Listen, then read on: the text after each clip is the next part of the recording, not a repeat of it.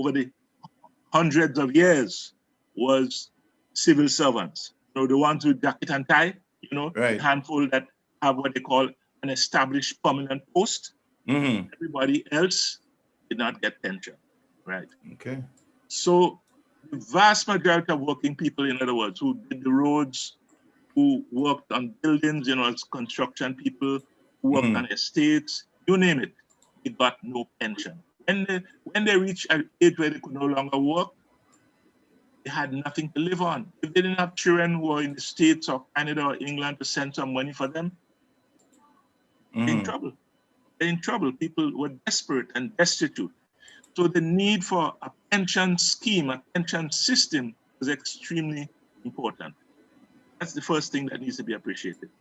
Now, Gary had set up something towards the end of his time called the Provident Fund. Right.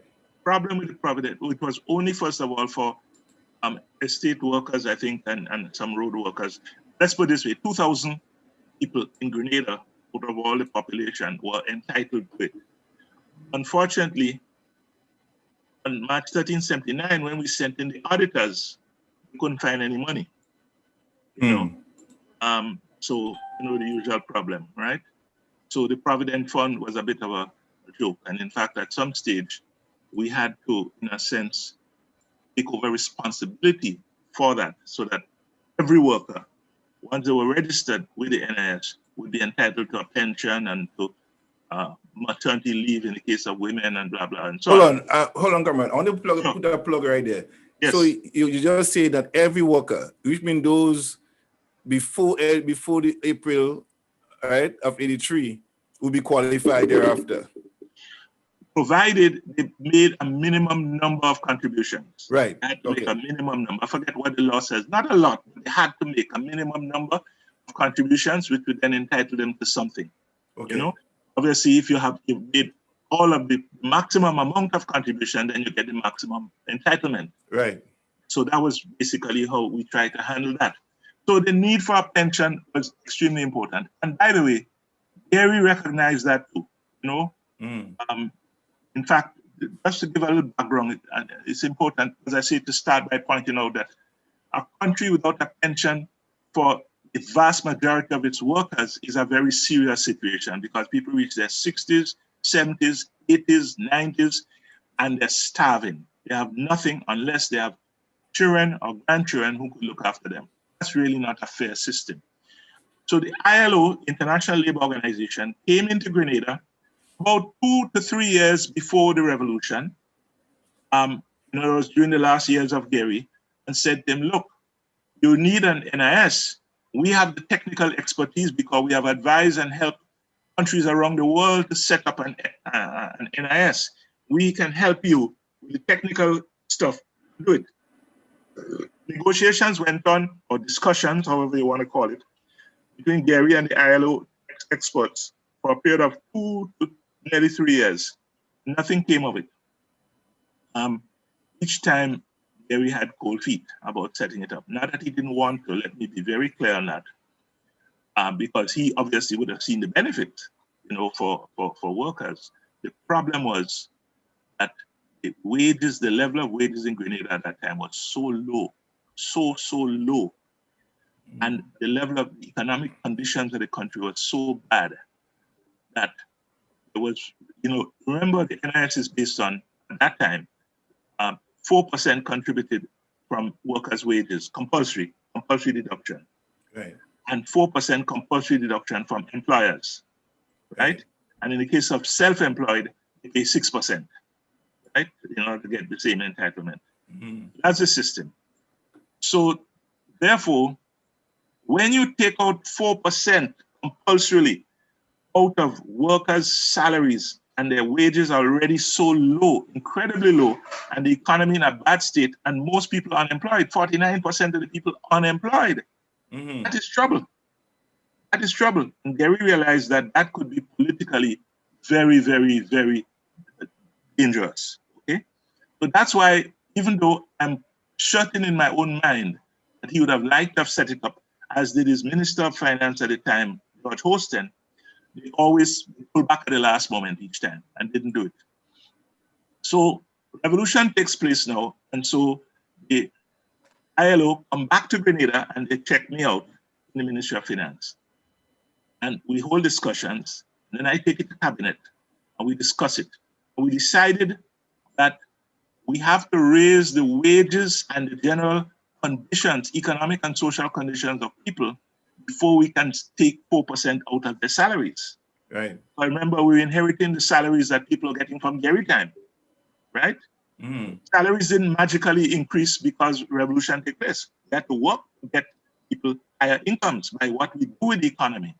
So as a result, it took 4 years. It took us 4 years, right? Almost 4 years, from March 13, 79, to April 4th, 83, to get NIS off the ground. Right. And what did we do in those 4 years? Why was, well, I explained why we had to take the 4 years, namely, you can't take 4% out of Rockstone, you know?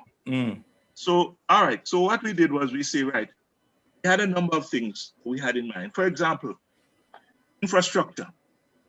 Last year of Gary, and these are the official figures from World Bank, IMF, Ministry of Finance, etc. The last year of Gary, 1978, full year, $8 million was spent on the capital program, on the program to deal with the infrastructure of the country, you know, roads and bridges and sea defense walls and all the stuff to the capital of the country. $8 million. Well, in 79, we doubled that to 16 million. In 80, we doubled that again to 32 million. And by 82, we spent 101.5 million just in that 1 year on infrastructure. In 83, we projected and spent 136 million on infrastructure, right? Altogether, what would have been a 5-year program, 4 years and 7 months of it completed. The 5 years would have spent 373 million in infrastructure. And that's at a time when the budget, the entire economy, the size of the economy or the GDP, gross domestic product, was only 298.4 million. And it was a little under 300 million.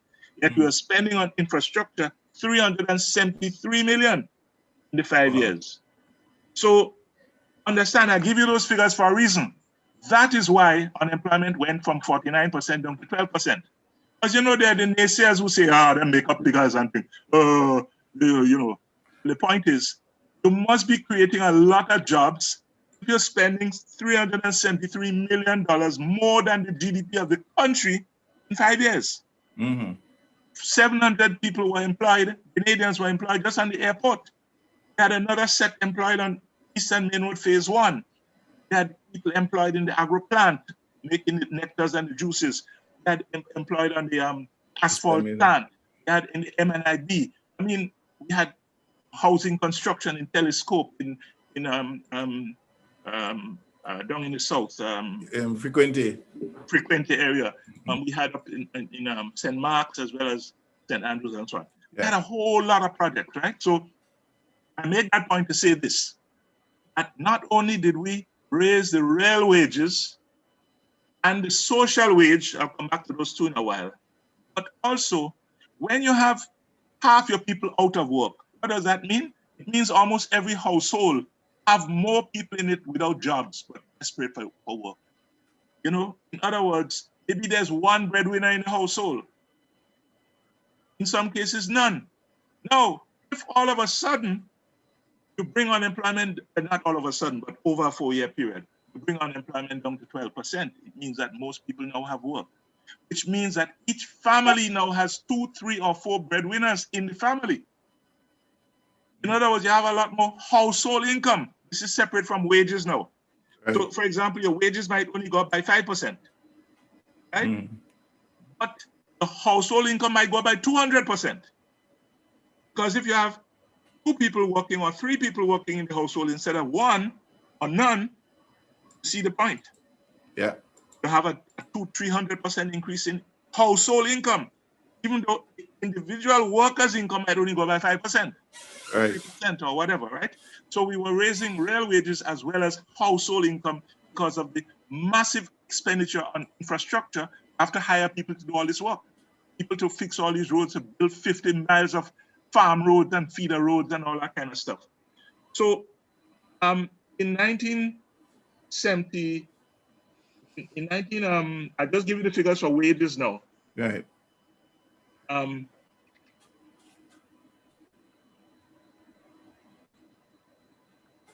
1981. Yeah. Money wages went up by 17% on average, but inflation went up by 10%. So therefore, you have to take out the inflation from the money wage, you see, to get the real wage. So the real wage was 7%. So people had a 7% increase in income on average. That was 81. In 82, there was a 3% increase in real wage. In 82. In 83, there was a 4% increase in real wages.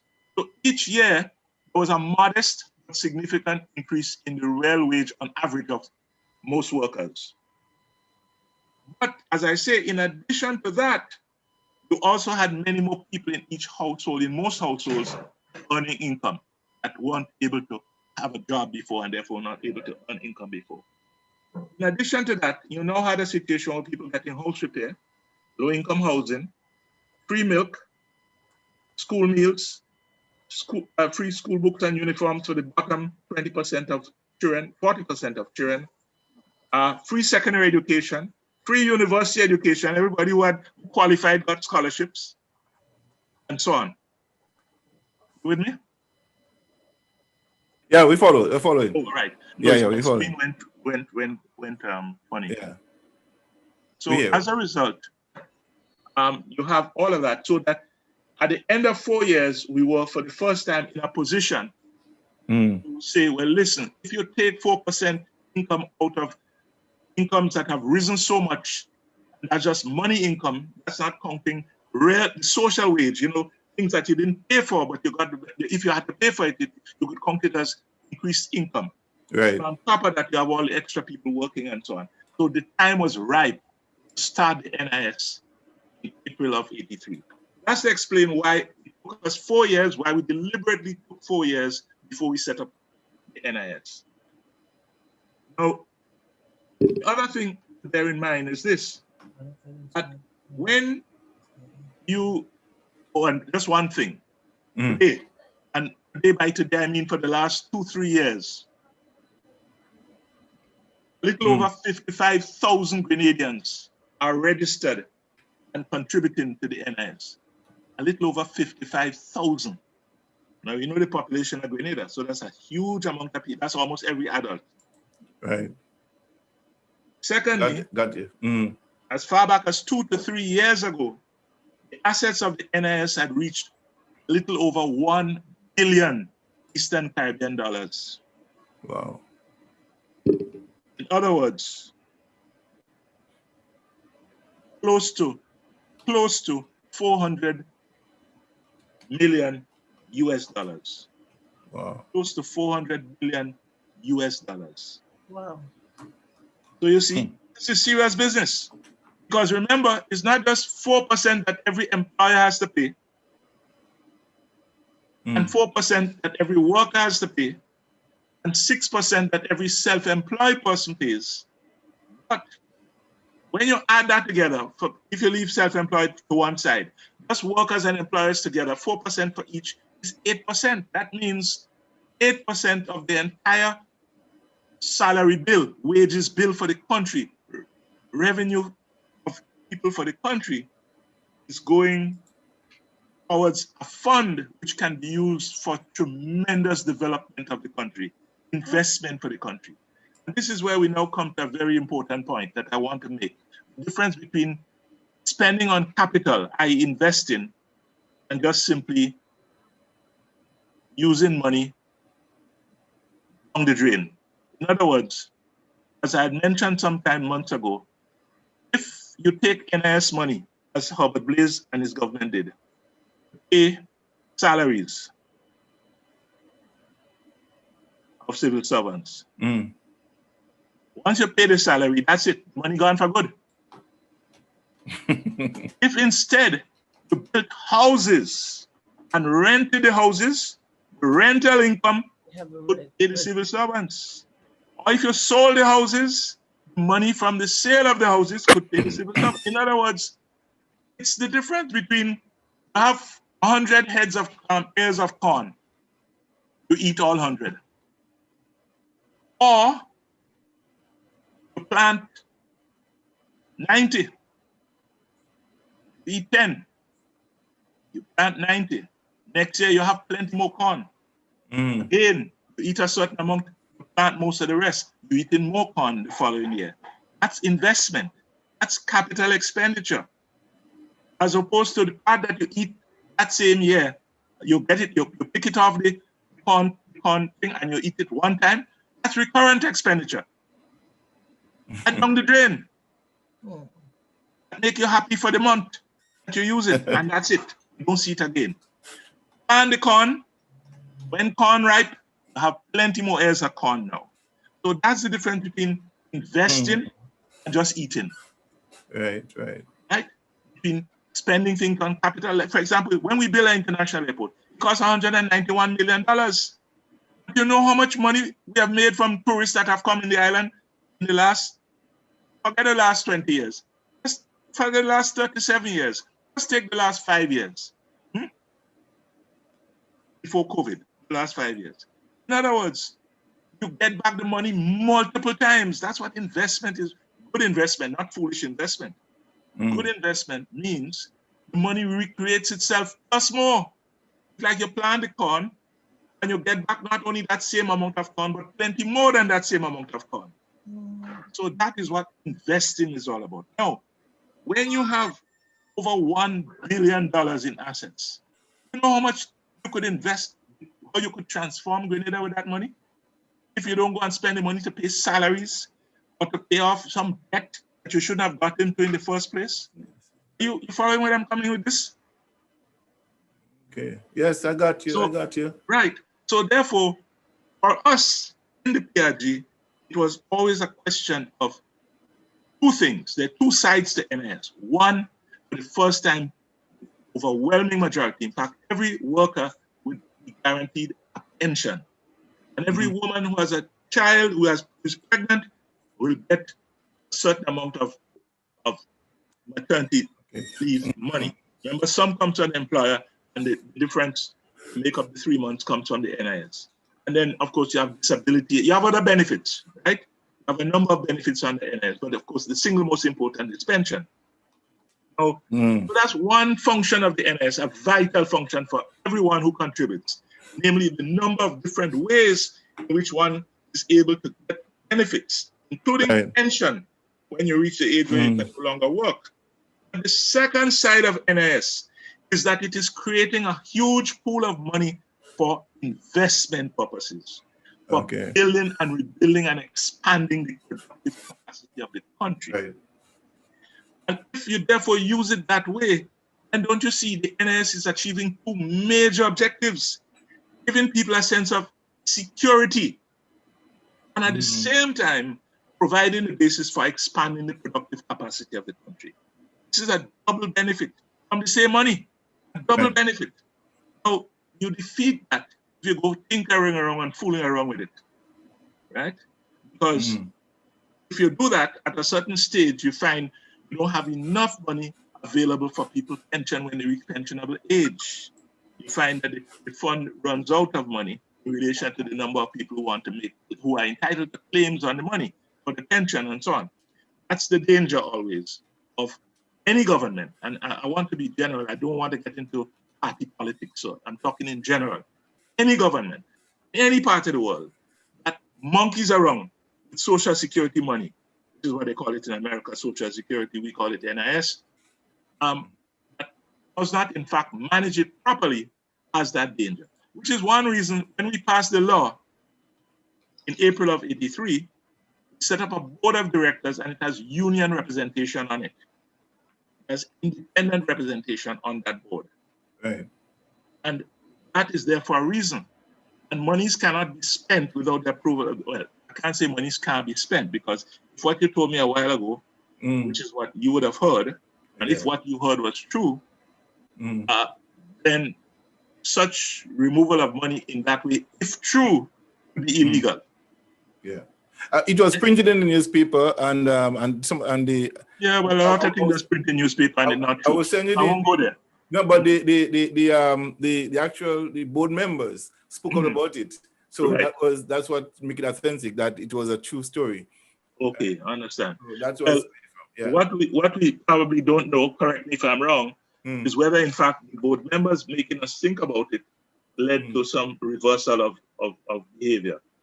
You know, some agreement to repeat or whatever. Right. I don't know the answer. But my point is that point of principle, regardless of who is government, the important issue is that you have to check regularly. That's why you have actuaries. These are people who operate the science of a particular branch of mathematical science dealing with insurance, so that they can work out whether there's enough money coming in relation to the amount of money that has to be paid out in benefits, Right. so that the scheme does not go bust. And if Right. people tinker with it by paying salaries out of it or using it for other purposes not intended by the law, then they are endangering the whole system, the whole scheme. And that's dangerous, right? So that would be my general comment. So as I say, you know, that period of the revolution, we were very fortunate because that was a period of global recession. There was a serious oil crisis going on from late 70s. There had been one in 73 and another one in 79. And so even the United States of America, the leading economy in the world, had negative growth of 1.7%. And the French and the British countries all over the world, and including Caribbean countries, were either stagnant, they weren't growing at all, or were actually growing in reverse gear. In other words, they were experiencing minus growth figures. Whereas the PRG, and again, this is World Bank and IMF figures, not my figures, was an average growth rate of 3% each year of the revolution. In fact, in 82, our growth rate was 5.2% at the time when everybody was going backwards. So this was quite extraordinary. But then the reason for that is linked to the fact we spent $373 million on infrastructure. Notice, we didn't eat the corn, we planted the corn. $373 million of corn planted in that sense, right? And that is why, and of course, a big chunk of it was building the international airport, right? And we see what effect that has had for the economy ever since. So that is the context in which we set up the NIS, is to admit that Gary wanted to set up the NIS. He would have liked to have done so. All he could do was set up a provident fund for a handful of workers, but even that went bust. The fact is, he would like to have done so, but he faced political repercussions of doing it at a time when incomes were so low. In fact, let me tell you, in the first months that I was there as Minister of Finance, we checked the figures, and one half, in other words, 50% of all workers in Grenada were earning less than 300 EC dollars a month. Think about that. They weren't earning enough money to pay income tax. They couldn't pay income tax. They were earning less. And I'm talking about a lot of people were earning 100, 150 EC dollars a month. Look after their families. Yeah. So I understand exactly why, in that context, Gary pulled back in terms of setting up NIS, despite the fact I have no doubt he would have wanted to. You know, he and his Minister of Finance, George Hosten. So we have to bear that in mind and understand the context in which why NIS was not set up before the revolution, and even why it took 4 years for the revolution to do it. One final point, and it is that something that you raised with me a few months ago. Let me just repeat that point. And that is that while the NIS system has been very popular amongst the vast majority of Grenadians, with one group it has not been, and that is the civil servants who joined the civil service after April of '83. I want to stress that, because under the NIS Act, all civil servants who were civil servants up to and including the day that the NIS was established continued to be entitled to the full civil service pension that was provided for from way back. It is only people employed after April 83, Mm. who would be subject only to the NIS pension. But in practice, that would not be the case. Why? Because when you start work as a 18, 19, 20, 22-year-old in the civil service, you will have to work for close to 40 years before you're entitled to a pension. Right. So we would have had close to 40 years in which to develop, which was part of the plan. That's why we put something called Section 47 in the Act, whereby the minister could, by gazette, you didn't have to go back to Parliament, by gazette, the minister could, in fact, restore, give the pension to new civil servants, the same as that of civil servants who were employed up to and before April of 83. Okay. The idea was to set up a sinking fund so that each year we would put a certain amount into that fund and invest it, so that by the time new civil servants are hired, and there wouldn't be many at first because we had a full complement. We had a full complement of nurses, police, teachers, civil servants, and so on. But over time, as people retired and new ones got hired, you would reach a stage where in about 40 years, 30 to 40 years, you would need to be able to increase their pay. And you could do that by invoking Section 47 of the Act to activate the sinking fund. Unfortunately, the invasion took place 6 months after the NIS was established, right? And every succeeding government, everyone, so I'm not putting it on this party or that party, every succeeding government just didn't do anything about it. They put aside no money. They didn't develop the sinking fund, which we had, in fact, decided to do, arranged to do. As a result, you now have 37 or 38 years have passed, and no money was put aside in any of those 37 or 38 years. So therefore, that is why the crisis has arisen for new civil servants, for civil servants employed since April 83, which of course would be most civil servants now, the vast majority. The ones who were there from before would all have retired and retired on their normal pension. So it is the people employed since then, with governments one after the other, none of whom put aside any money to pay them. Remember, civil servants' pensions are provided by government. Government provides the money. Nothing was put aside. So that is the reason for the crisis with that very important category of workers, because money was not put aside by any of the succeeding governments. To satisfy the requirements that were envisaged under Section 47. Section 47 simply said the minister by gazette could in fact make the adjustments required, right? So that they would be able to be paid a decent pension. But that is only possible if you put aside the money. You can't be reaping corn next year if you plant none this year. Right. Like I always say that reaping is reserved for the sowers, right? Exactly. You want to reap, but you don't want to sow. You know what that is? That's what criminals do. You go and break people's shop or steal from people's land, pride and larceny, right? Pride and larceny is people who don't sow but want to reap other people's crop. So the fact of the matter is, if you want to have money to top up the pension to have it to what it was previously, you have to put aside the money. It's as simple as that. So that's the full pictures that I can recall, you know. All right. I know we're crunch for time here. Cassandra, Mr. Ned is here, and I know, yes, Cassandra. Hello. Hi, good morning. Yes, Mr. Ned, welcome again to another show program with Mr. Bernard Code, Comrade Code here.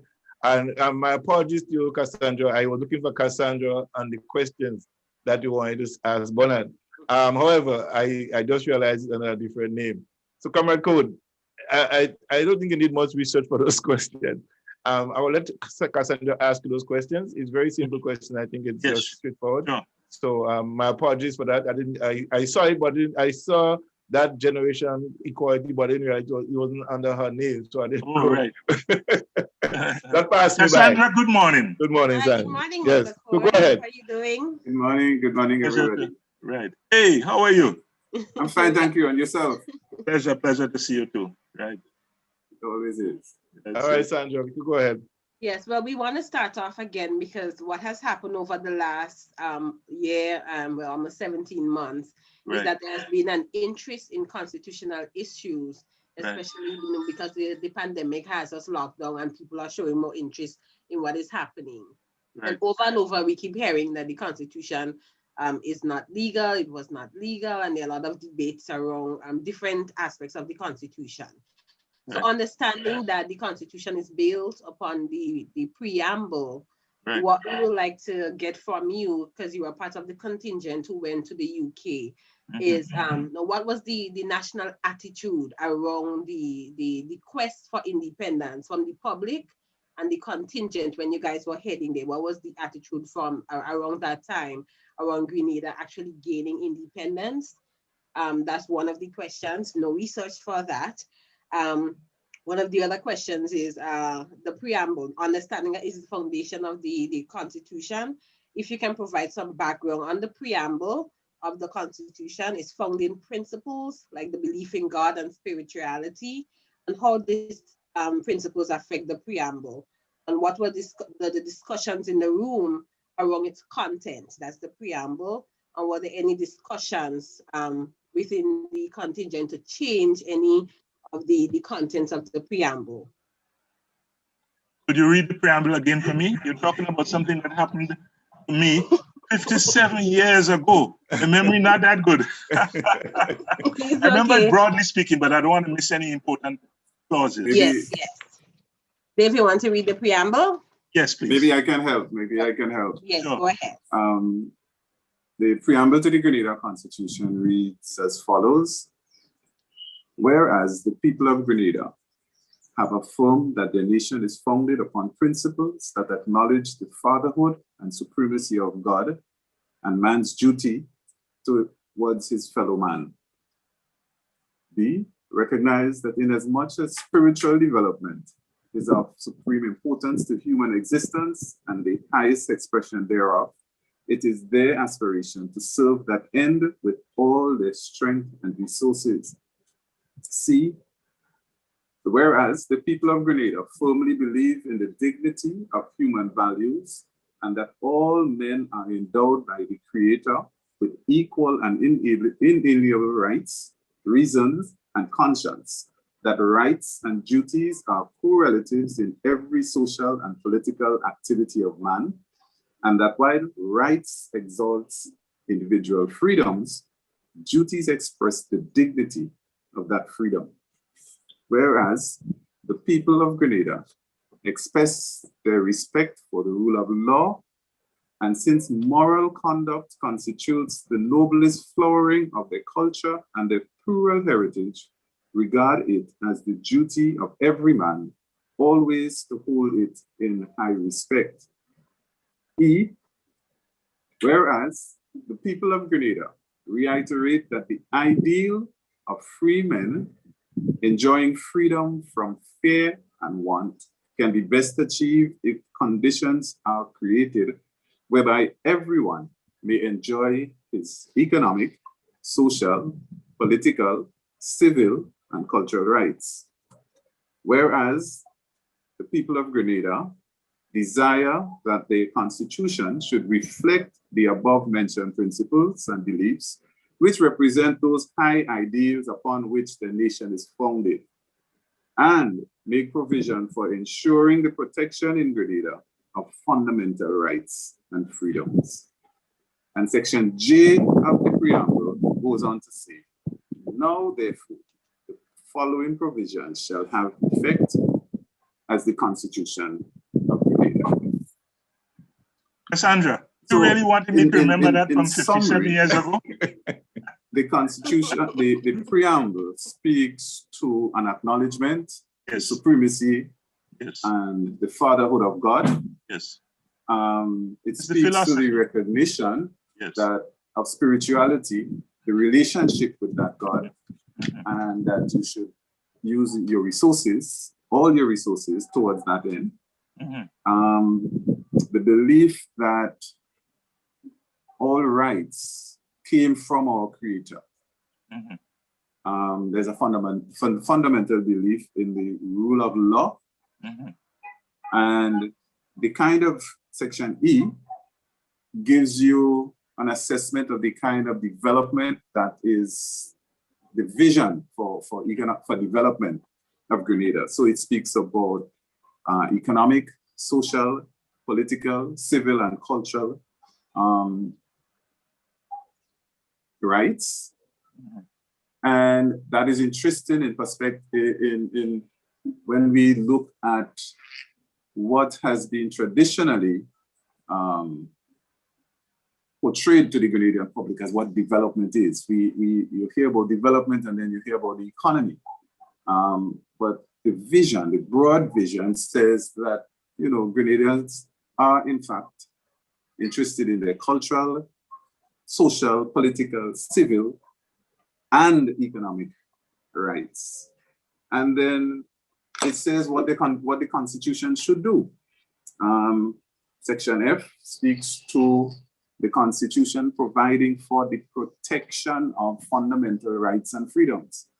And we want to base our discussions around those aspects, those fundamental principles, the fundamental desires of the Grenadian people. Put it in a context, 1970 to 1974, how did that reflect the values of the Grenadian people? If you looked at the Grenadian society then, is there anything here that could have been left out or should have been left out?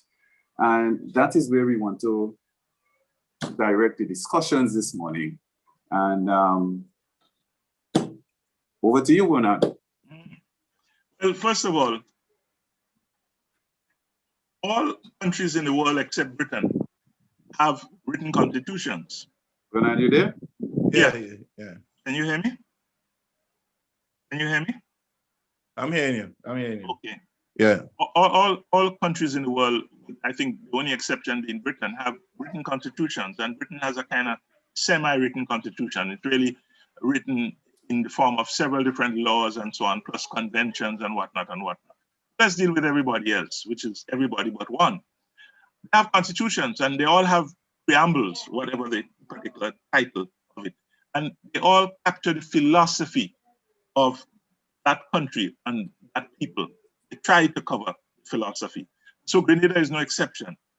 And therefore, these are what many will call fundamental principles, guiding principles, philosophy that should guide the country and the constitution under which the country is governed. They're not enforceable, strictly speaking, and I'm a little bit on shaky ground here because I'm not a lawyer. I want to stress that.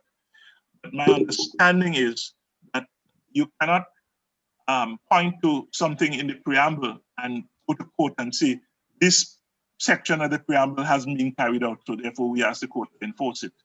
In other words, you enforce the specific provisions of the Constitution, but you can't enforce that aspect of it. But the detailed aspects that can be enforced are supposedly and often are guided by the fundamental principles or preamble set out. So the preamble itself is not enforceable, but the various provisions of the Constitution, which in theory and often in practice, guided by the preamble, are enforceable. So what it does is to outline, so that, for example, Grenadians back then, and I'm not suggesting that they aren't now, I'm just simply talking about what was then, were a very religious people, very religious people. And therefore, the religious and spiritual content and shape of the preamble fits in with the values of people on that level at the time. Also, the question of a recognition of the dignity of man. I'm using my own language, not the exact language of the preamble. The question of rights and freedoms and those types of points that are in the preamble are all relevant. They are the things that Grenadians would have identified with then and before then. for centuries, in fact. Because remember, we came out of a period of slavery. We came out of a period of genocide in the case of what happened to the Caribs and Arawaks. We came out of a period of slavery, a period of colonialism, of repression, of gunboat suppression of people's desires for freedom. So all that is part of the history. So this is the first time that we're formulating an independent constitution where they're supposed to be our own rulers and no longer ruled by a country thousands of miles away, namely Britain. So that's the overall context, both the religious context as well as the political, geopolitical, anti-colonial, post-colonial context of the Independence Constitution and of the preamble. Now, when they talk about the rule of law in it, they're talking about the fact that all conduct must be based on some law, as well as, in the case of constitutional issues, on some provision within the Constitution. When they talk about rights and of people and so on, they're referring to what in some constitutions is called the Bill of Rights, or in others it's called, there are different titles for it. This is the Bill of Rights, the section of the Constitution that deals with the fundamental rights. I think our first several sections of our Constitution comprise what we would call, what many will call the Bill of Rights. You know, the right to free association, the right to a free assembly, the right to freedom of speech, and all of those, the right to practice one's religion of one's choice, and things like that. All of those would be called the basic or fundamental rights. So the preamble again is giving a hint of that. It's giving a preparation. It's giving the broad political and philosophical framework in which those individual sections that spell out the right to free association, the right to freedom of expression, the right to freedom of religion, etc., is detailed. I think there's even a section there, the right to work. If I'm not mistaken, there's a section there on the right to work in our Constitution. I'm actually very happy that you raised that issue, because the right to work is a very topical one at this point in time. Yes. And interestingly, we too have noted that there is, in Chapter 1 of the Grenada Constitution, it's right there, Chapter 1, right. Section 1, subsection D, says that whereas every person in Grenada is entitled to the right to work. The caucus, we have been looking at this whole, that section, that chapter. Yes. And what we have found is that whilst every other right constrained in sections 3 to sections 13, sections 2 to 13 have derogations. They can be infringed upon by the government, by laws that the Constitution authorizes them to pass. Mm-hmm. We do not see any such derogation for the right to work. The right to work stands alone. Yes. And if I may just read section 1 of chapter 1, under fundamental rights and freedoms, it says that whereas every person in Grenada is entitled to the fundamental rights and freedoms, that is to say, the right, whatever his race, place of origin, political opinion, color, creed, or sex, but subject to respect for the rights and freedom of others and for the public interest, to each and all of the following, namely, A, life, liberty, security of person, and the protection of the law. B, freedom of conscience, of expression, of assembly and association.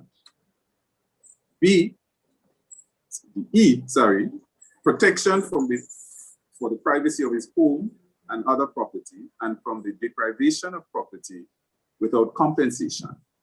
And finally, D, the right to work.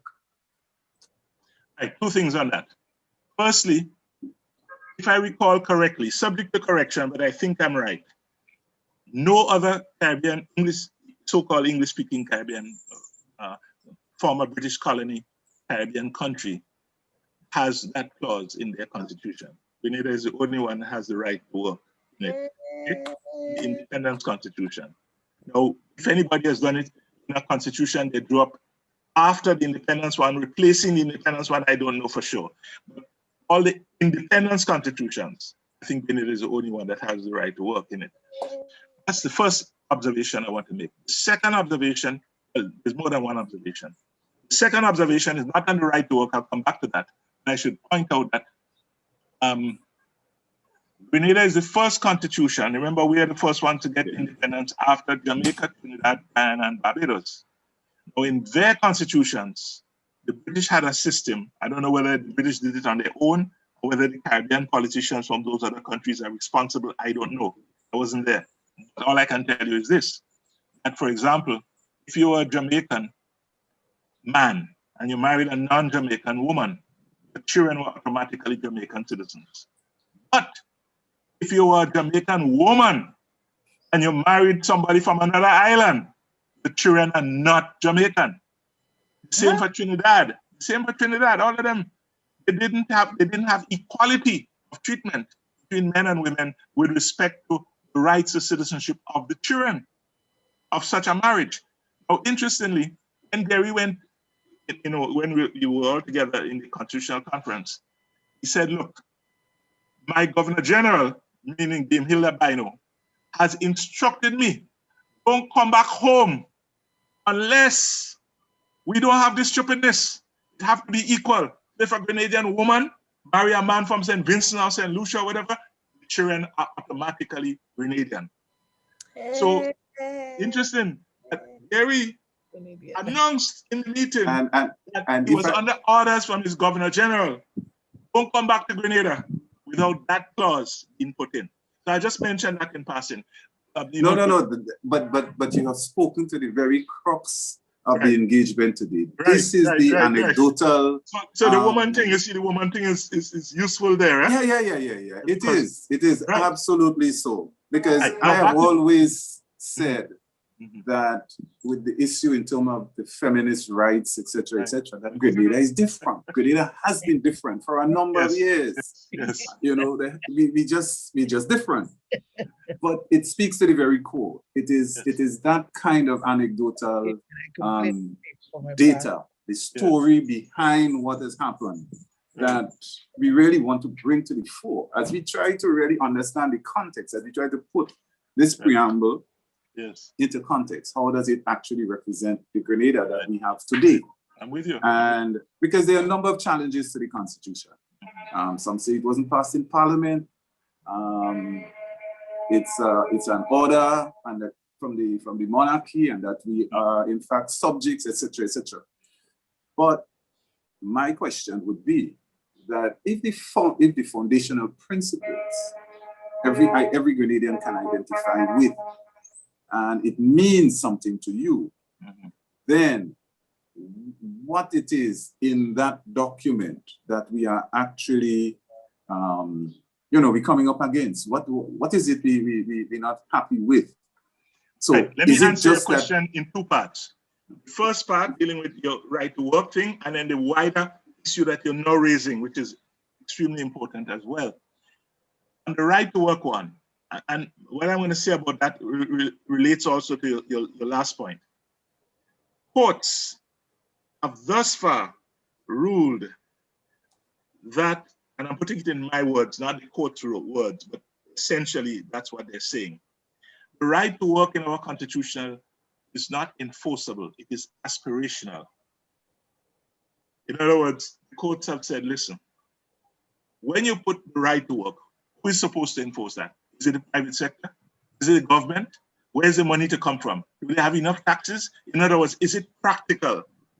Is it something that you can really enforce, that you say, well, there's 15% unemployed, and therefore, who are you going to hold accountable? Who are you going to jail? Who are you going to fine? Who are you going to lock up until they carry it out? In other words, it's not enforceable in the way some other provisions of the Constitution are, according to the courts. So let me ask it from this perspective. The right to work, can you enforce the right not to allow somebody to work? That may be the question. No. Understand me. The point is that if somebody doesn't want to work, what I'm asking, if somebody don't want to work, they're entitled not to work. I mean, obviously, you can't force people to work. That's clear. But the point is, when you have in the Constitution the right to work, in other words, meaning if you want to work, it must be work for you. What the courts have said is, this is wonderful. This is aspirational. This is the goal that the society should aim towards, both the government and private sector. It's not realistic to enforce. Who do you call before the court and say, carry this out, implement this? Otherwise, you'll be heavily fined. And in lieu of the fine you pay, you go to jail. In other words, it's not something that's enforceable, it's aspirational. The idea would be that you create an atmosphere in which governments know that a primary responsibility must be to find work for everybody who wish to work.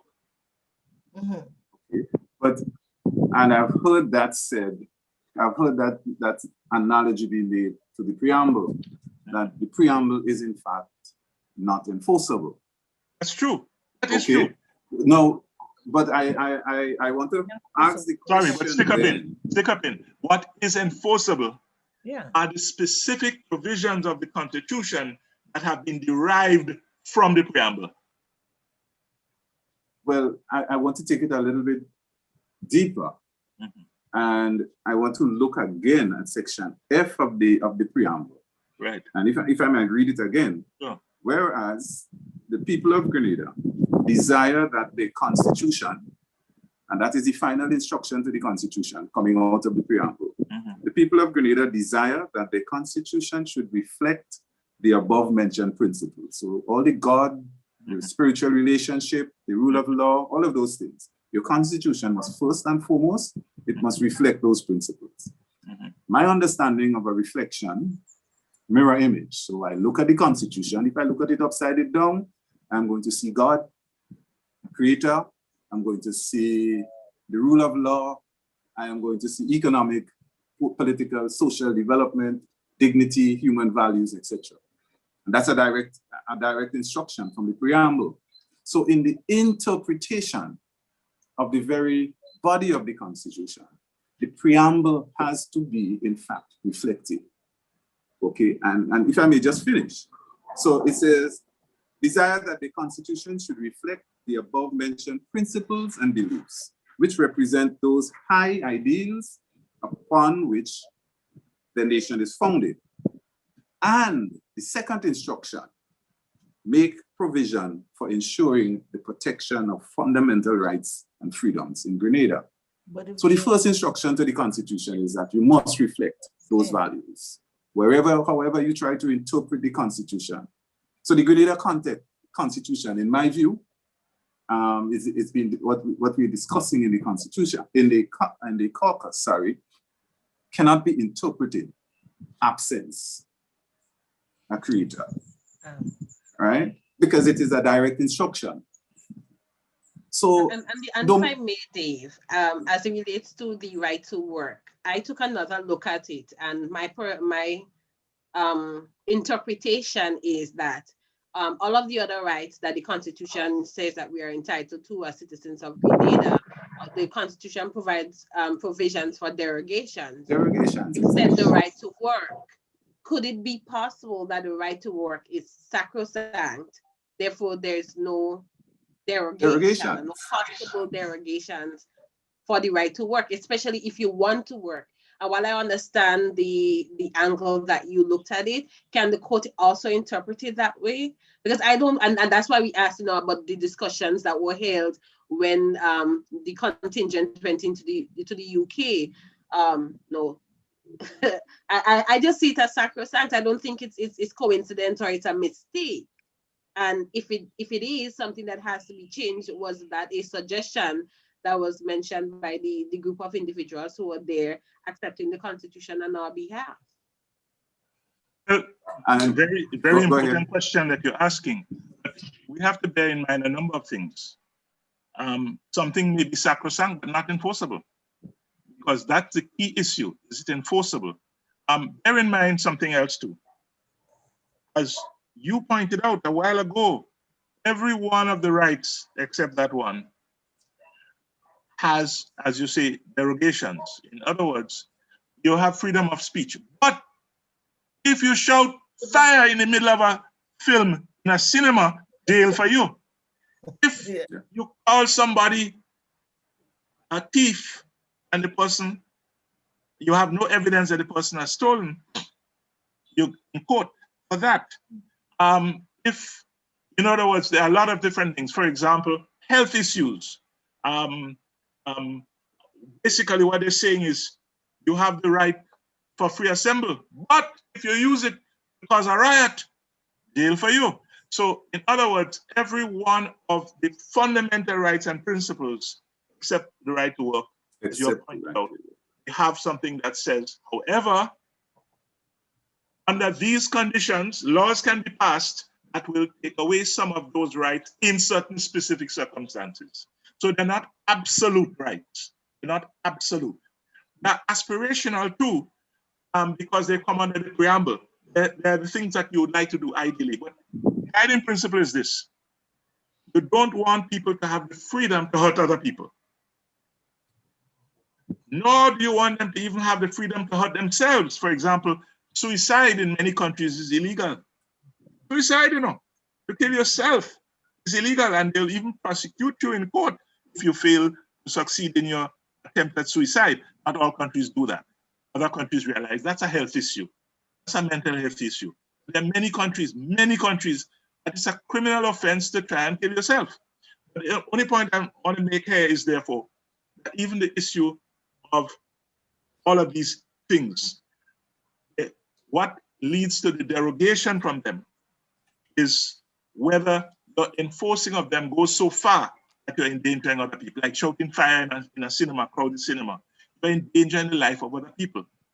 Now, right to work, though, doesn't have that. And as I say, it is aspirational. By the way, don't believe that because something is aspirational, it don't have no value. That's not what I'm saying. It is not that because it's aspirational, it has no value. The reason that there's no derogation from it is, why should there be any derogation from work? If there's work available, people should be able to get the job. And that's why there's no derogation. You're not hurting anybody. By getting a job, you're not hurting anybody. See? Whereas, and in particular, if you have a job, right, you have a contract with somebody to perform a job, right, it means that that right to work is protected. Stick up in there. Not as easy as that.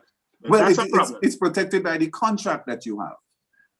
But you see, here's the point. There are laws that prohibit certain types of conduct or which permit the employer to dismiss somebody in certain specified circumstances. Of course. So even there, you have derogation in that narrow respect. So how does an employer who has an employee,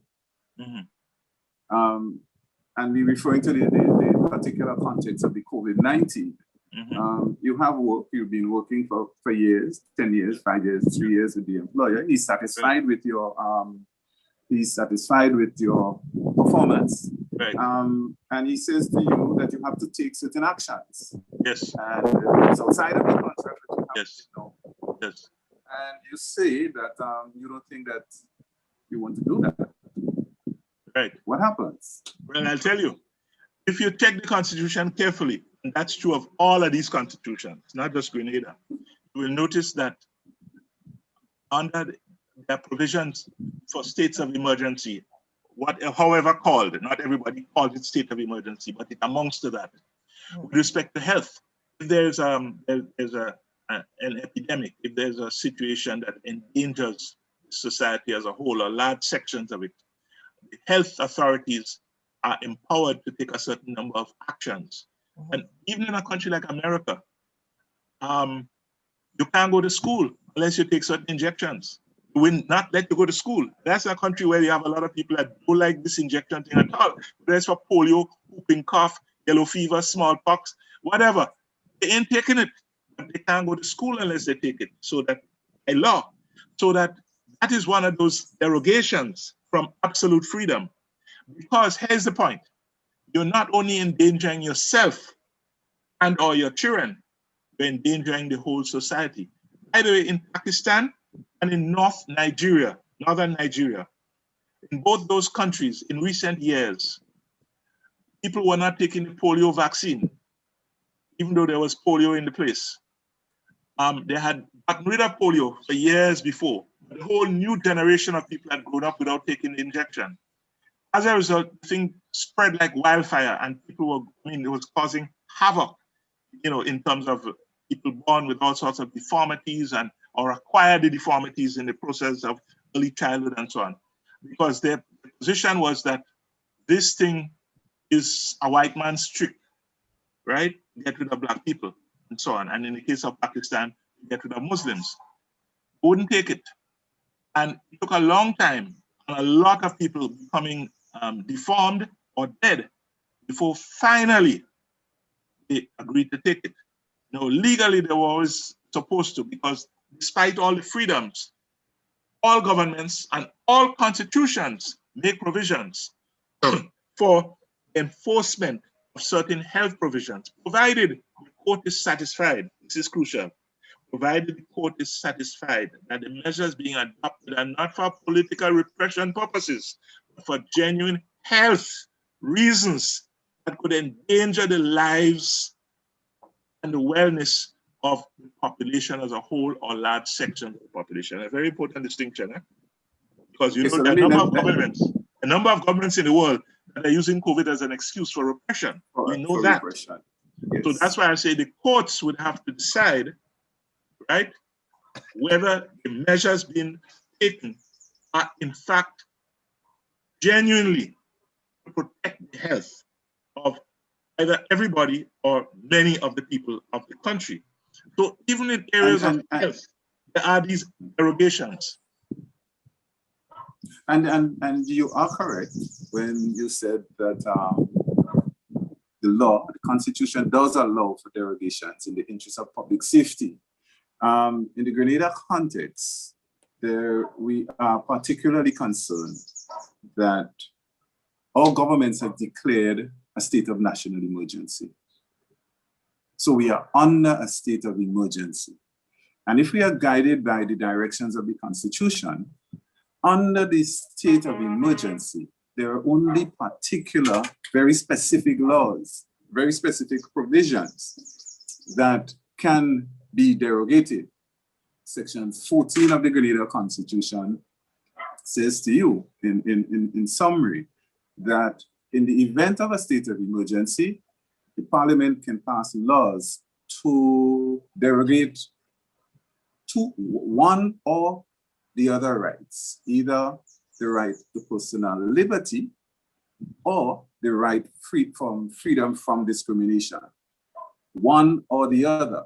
No, again, in the Grenada context, we are under a lockdown every day from 12 to 4. So the rights to personal liberty has been taken away. Now, can the government now then still discriminate against others, against the citizenry?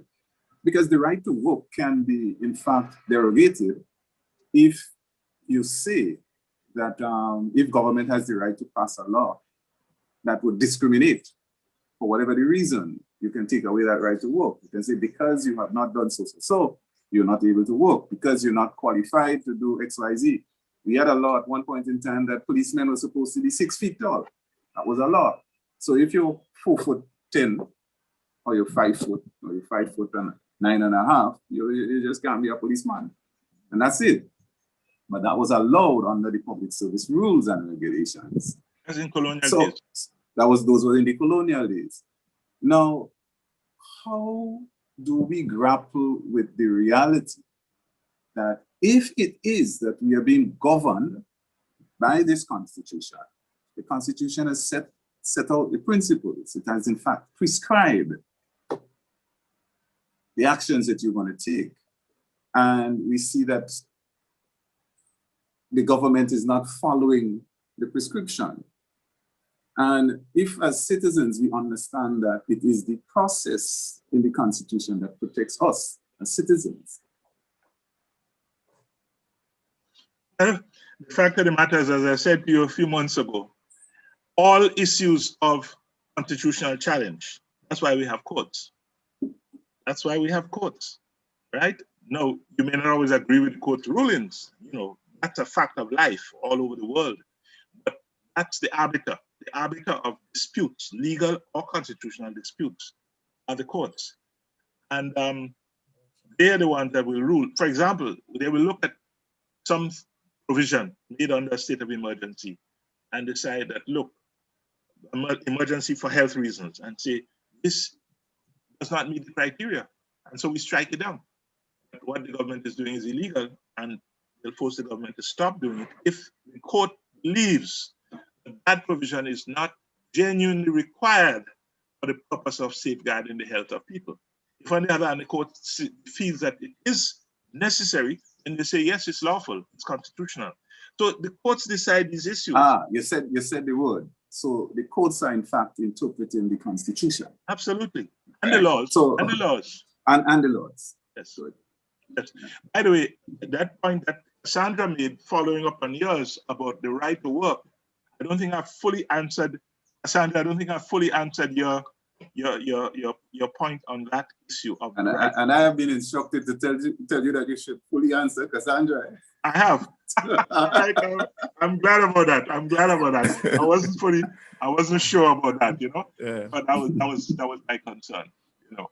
Well, okay, we okay now. We are on the same page in terms of those issues.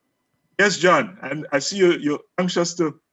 You know, I want to know. I know with time, your time. Yeah, man, go ahead. Yeah, we could go. Okay. Yes. All right. So, Cassandra, I know you have other questions here. How long? We've gone half an hour over the time already. Yeah, that's what I'm watching. Go ahead. Yeah? But we enjoying this.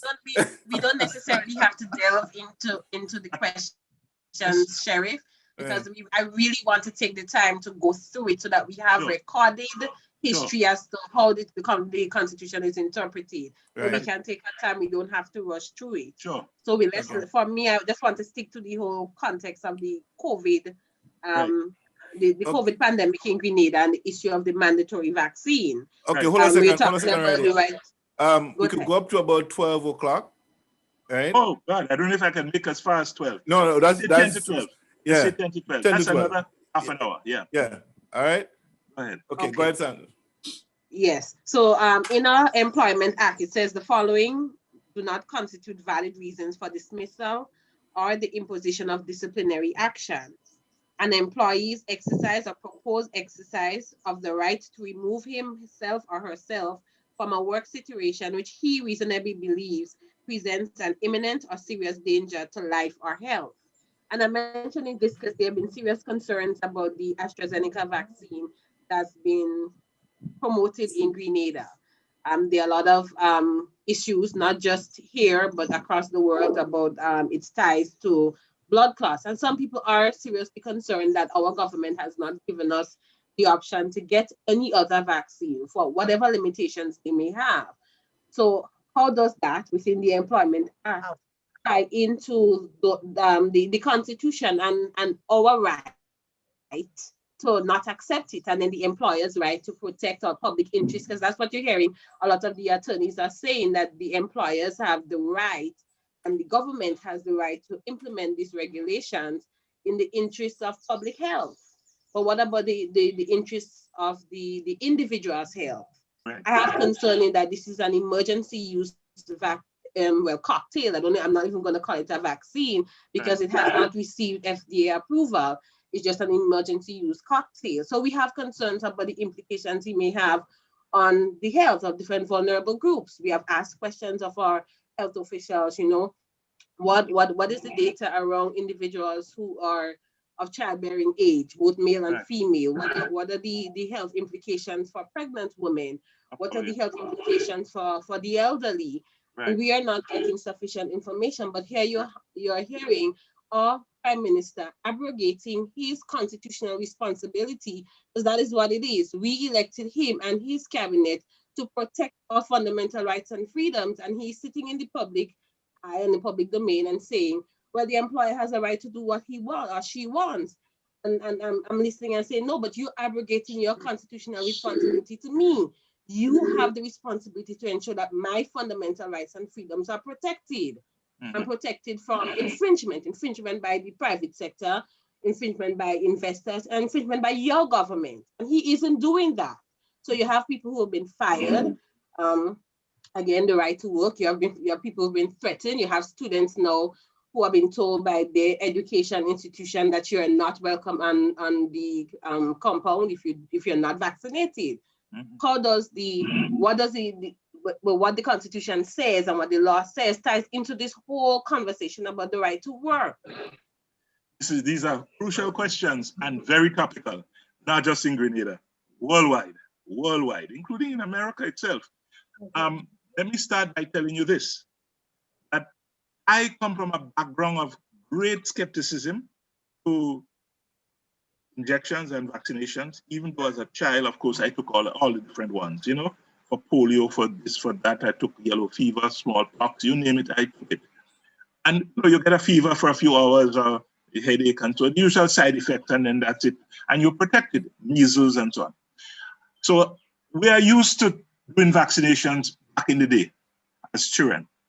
Now, however, we have had an unfortunate history, like in America. And remember, the first two vaccines that came out of America, and then one came from Britain, where for reasons of white supremacy, Black people in the South of America were in fact treated as experiments, like you treat rats as experiments, so that they were left with syphilis, in some cases injected with syphilis, and followed for decades until they died from the increasing pain and suffering of all the side effects of this, in order to keep medical records. That's what Hitler did in Nazi Germany, injecting people with various illnesses and so on, and following their medical history and so on. So there's a history of racialist, vicious, nasty, white supremacist treatment of Black people, which is a fact. And that is why so many Black people in America were initially, some still are, less now, initially very suspicious of any vaccine that, quote unquote, the white man produced. There's a basis for it. You're not mad to be thinking about it and questioning it. And so I took it upon myself to research this thing thoroughly. If it's one skill I have, is research. And I have read hundreds of articles, and I'm talking about both scientific as well as more, shall we say, popular language versions of scientific articles on this question. And I must tell you straight, I took the first injection of AstraZeneca several weeks ago, and I'm taking the next injection in 2 weeks' time. Just to put that there on the record. And I didn't do it lightly. I did my homework. You understand? So I just put that there. Also, FDA has not approved AstraZeneca, but the British have, because it's a British thing. British and Sweden. You must understand something. There's rivalry between the big pharmaceutical companies.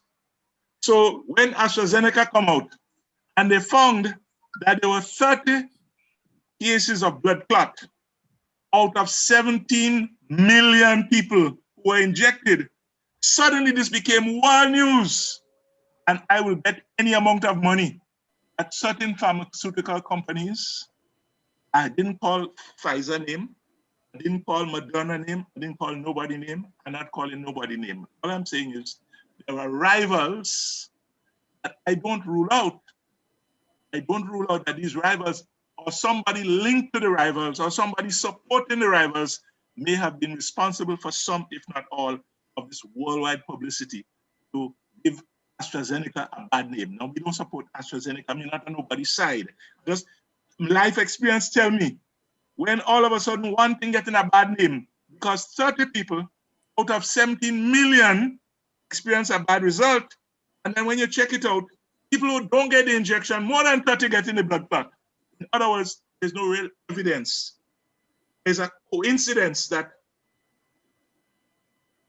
you know, each time you say you stay home and rainfall because you stay home, there's a difference between correlation and causation. But even if, and the medical authorities in Britain say, even if it is a fact which has not been established, but let's assume that there were 30 blood clots that were caused by the vaccine. We have 17 million. There is the question: how many people have died? Because let me tell you something: the French, Germans, and all of them stopped taking it because they quarrel with Britain over Brexit. There's a whole thing going on there too. Stop taking it. And the medical experts pointed out that during the period you stopped taking it, 13,000 people died from not having the vaccine, versus 30 people who got blood clots. Now, anybody with sense, when you do the risk analysis, there is a risk, let's be clear. All vaccines have a risk. Let me tell you something. If you take an injection of penicillin, 1 in 10 million people drop dead, you know. Yeah, it can kill you. 1 in 10 million people drop dead from a vaccine from penicillin, and that is the most important antibiotic that has been invented by humanity. Right?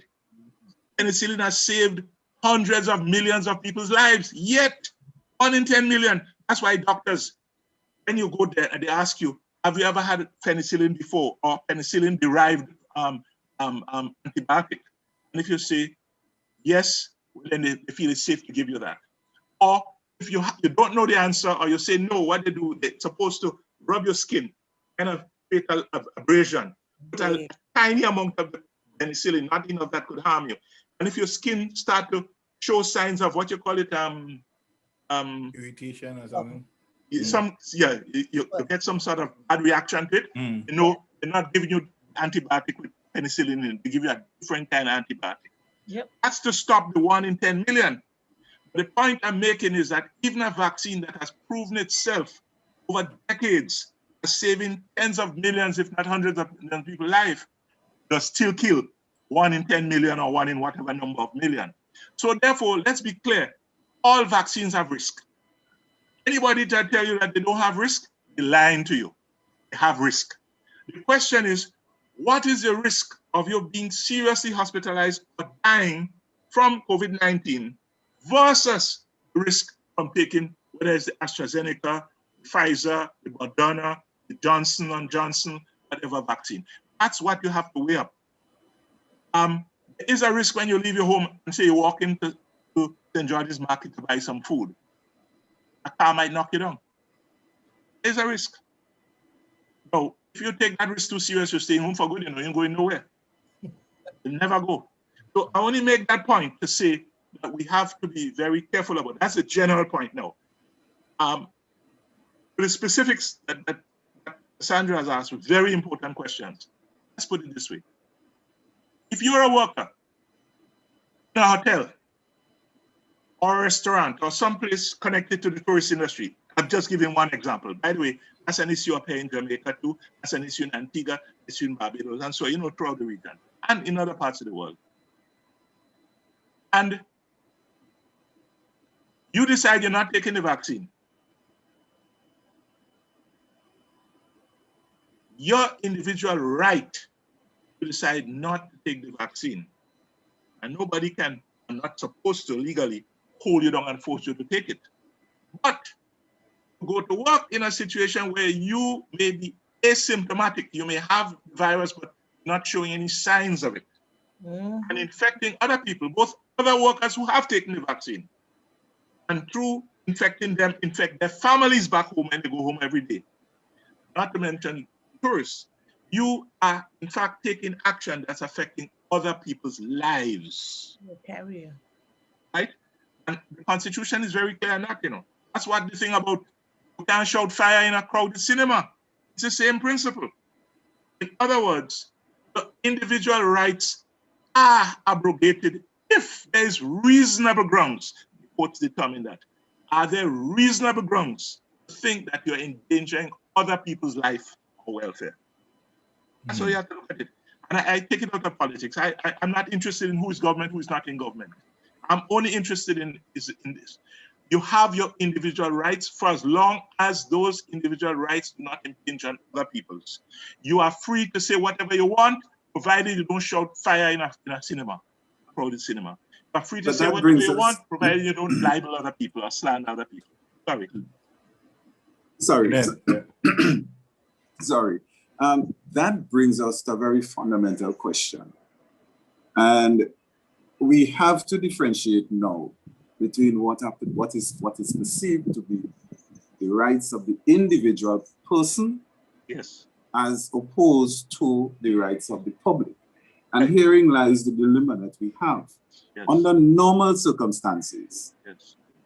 the government has the right, the authorities has the right to make legislation that can derogate the right of the individual. Yes. Under normal circumstances. Yes. So you just refer to somebody who may be infected, and unless he has symptoms that you can reasonably assume that he is a threat, then you can, in fact, quarantine him away in the interest of the rest of the public. That's under normal operating circumstances.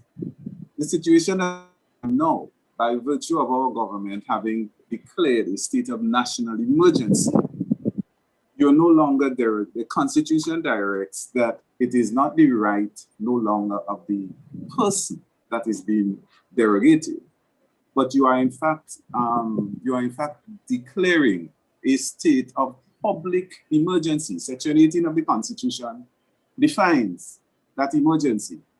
It is a period of public emergency.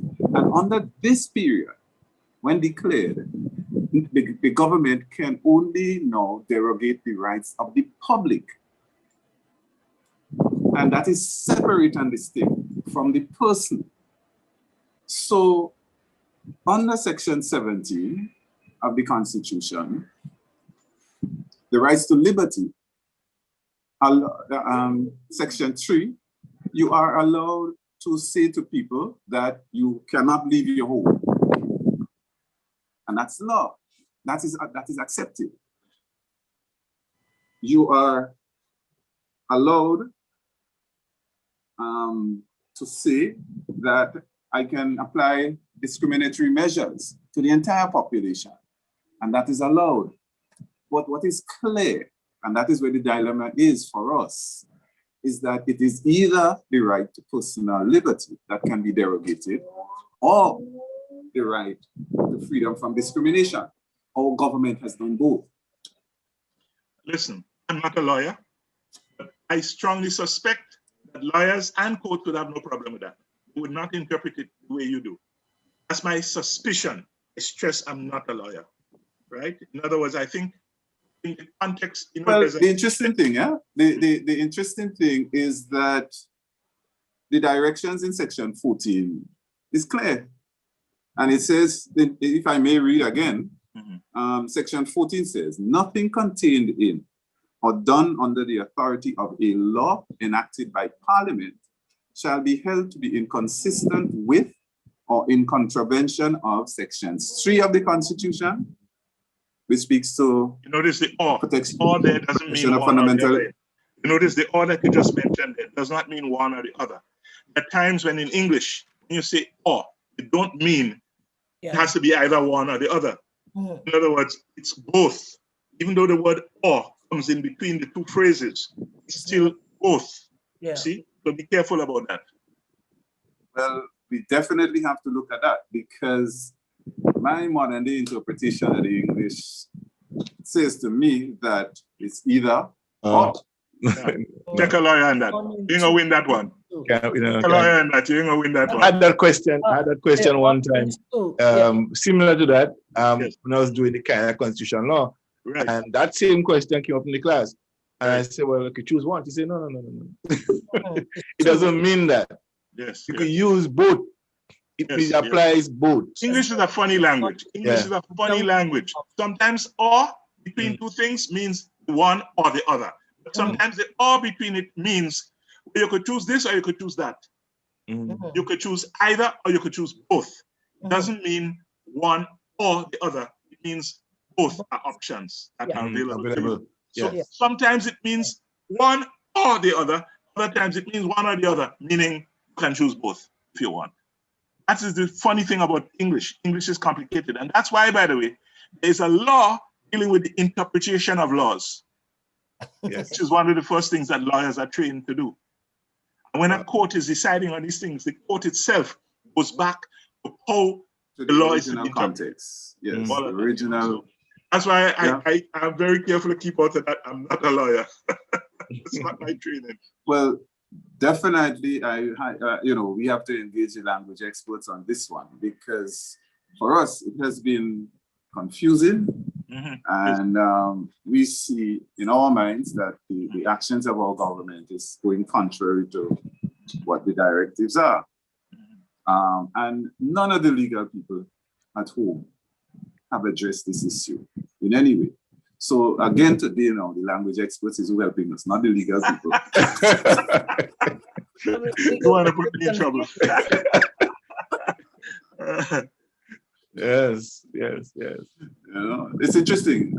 We have been saying this for a couple of weeks now, that we're concerned. Yes. And nobody has addressed this. I am not a language expert. Mm-hmm. So, it's interesting, and I will definitely have to do some research. And I know Cassandra and the caucus is going to be researching this. Yes. This Sandra, you got very quiet all of a sudden. But it explains. No, I'm following, because as soon as you said that, I pulled out my phone and I'm looking at the legal definition in law for the word "or." Not only that, but I talked about the fact I have taken AstraZeneca. I've taken the first job, and I'm scheduled to take my next job in a couple of weeks' time. But right? Comment code. I want to ask you a question on this. That we have. And while I respect that, I think the concern for many Grenadians, I'm listening on the ground, those who have been factored, is that we don't have any other option, even if we have concerns about AstraZeneca. Our government has not tried to procure another I appreciate your points, by the way.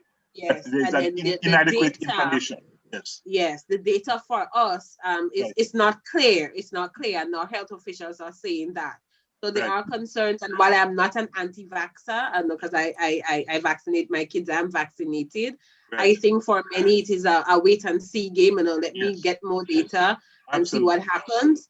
And then there's of course the lack of trust in those who are in governance. That also plays a crucial role in what is happening here in Grenada as well. All over the world. So, that's true. Yes. That's why I think it's important if you have a personal doctor, family doctor, somebody like that has been looking after you and your kids for a long while, you have confidence in them, they are the best person to advise you. Not a public relations officer, not a public official, but somebody whom you trust. And who you have, your family has a relationship over many years. So that's why, in fact, a lot of Black people in America and other people, white people, various people who have definite reluctance to take the vaccine, many of them have now decided to take it because they have checked somebody they trust, right? They don't trust the public officials. That's understandable. So this is not a Grenada thing. This is a worldwide thing. And you have to go to somebody who has been looking after your family, even your parents before you, your children, and so on, and who themselves, because of their training, and they also have to check these things out. And as I told you before, I was a skeptic, and I didn't take no chance. I checked this thing out thoroughly, and I recognized that there's a risk. I made that point. And anybody who says there's no risk in taking vaccine, they're lying, because even penicillin, which is so good for so many people, have risk. You could die from it if you happen to fall in a certain category. The fact of the matter is you have to balance the risks. First, check somebody whom you trust, a medical person, preferably, but also a religious leader, somebody whom you have confidence and trust in, especially if they have scientific and medical background, and be guided. Don't wait for any statement made by public officials. I know they should be saying more perhaps, and they should be providing more information, but don't wait for that. Check somebody with medical knowledge whom you trust, and then make up your own mind, which is what I did. To be honest with you. It's interesting. It's interesting your perspective. For me, the COVID debacle goes way beyond being only emergency. For us to solve this debacle, we would have to bring all the resources of the state to bear on this. I mean, this is virtually going to war for the and all the sectors of the state need to be activated, including the stakeholders, the ordinary people. Mm-hmm. So it is a time now where you need the kind of leadership that can bring people together, that it can inspire, when you said the word trust, inspire confidence in people, that in fact we are doing the right thing. Yes. And we are doing whatever we're doing it according to the rules and regulations that you prescribe. Yes. And if we have to go outside of those rules and regulations, then it is time for a national conversation with the final authority who have to make those decisions that can allow the process to continue. But we have to identify that it is the process that protects the people. And if you go outside of the process, that is where, all the doubts and the ambiguities, all of that kind of thing comes to the fore. Mm-hmm. So there has to be a national conversation. We have been fighting COVID now for a year. Mm-hmm. And I'm not going to get into the AstraZeneca and the Pfizer or the garlic and lemon and I'm not going to get into that. But for me, there has to be a national conversation. Yes, what is normal? What is normal? We hear people talking about we going back to normal. Who decides what is normal? 9 people in a cabinet? This is serious. They're going to decide what is normal for me? So those are serious discussions. You know how many countries feel they beat the thing and the thing come back and hit them hard? Of course. Countries have had that. It's serious, So your point about a national conversation is fundamental. Everybody needs to be involved. Everybody needs to be involved in this. Absolutely. Nobody. Grenada has been in a peculiar position because you have identified the risk. And I live in Grenada, and for me, they've had 1 death, 100,000 people. So my risk, right? Listen to this. 1 in 100,000. Listen to this. Jamaica has 27 times the population of Grenada. 27 times the population of Grenada. Therefore, if Jamaica had the same rate of deaths from COVID-19 as Grenada, in the 15 months, because it's 15 months now, since COVID first hit us, Jamaica should have 27 dead, since Grenada has 1. Mm. As of last night's report in Jamaica from the Ministry of Health, had 826 or 46 dead. Oh. But it begs the question. And Jamaica is not the worst. And Jamaica is not the worst. Trust me. Jamaica is not the worst. Jamaica is not in the position of even the United States, Canada, Mexico, Brazil, India, France, Spain, and many others. Now, I'm only saying that to say this, that I don't dispute any of the points you've made about the need for that national conversation. I think that's vital. However, I must tell you that the level of concern and consciousness which I have picked up from a wide cross-section of Grenadians in and out of Grenada over COVID-19 makes most of the rest of the world look like dope, by comparison. For example, the time when that foreign couple, one of them a doctor or both of them a doctor, came into the country and broke quarantine after 4 days and went and eat in 4 restaurants. Let me tell you something. You know how much phone call, how much email, how much WhatsApp message I get from Grenadians in North Carolina, Florida, Texas, New Jersey, New York, all over the place, plus inside Grenada. I say, well, what I have to do with that? Why are you raising this with me? What I have to do with this? Understand? So they say, well, we vex. I say, well, I agree with you to be vexed. I vex too because that endangers everybody. But what I have to do with it? What you ringing me for? Why is not the Prime Minister? But you know why? You know why I saw that as significant? Because there was a level of outrage Even when the magistrate, the next day, the magistrate fined the husband and wife $5,000 each. People make noise about that, you know. People vex. There's no money, there's no fine. They joke, they get let off with a slap on the wrist. The first time in my knowledge that a judge or a magistrate in Grenada has ever had to go public, explain his ruling, explain his sentence. I never heard before of a judge or a magistrate having to go to the public and say, well, you know, this is the reason why I gave the sentence. I never heard that before. He had to say, well, listen, the maximum under the law is 10,000. These are first offenders. So 5,000 is reasonable in that context. But my point is, the fact he had to go public, that tells you something about the level of consciousness of Grenadians. Right? With all our faults, with all our, you know, difficulties. But what it also says, right? What it also says is that Grenadians are seeing, they have identified in their own minds what the problem is. Absolutely. And you indicated an incident where the COVID was imported into Grenada. Right. All and right. understand the importance of this thing, yes. And many it comes people, back to let the me tell you something. conversation. You know how much countries the people don't have that level of consciousness?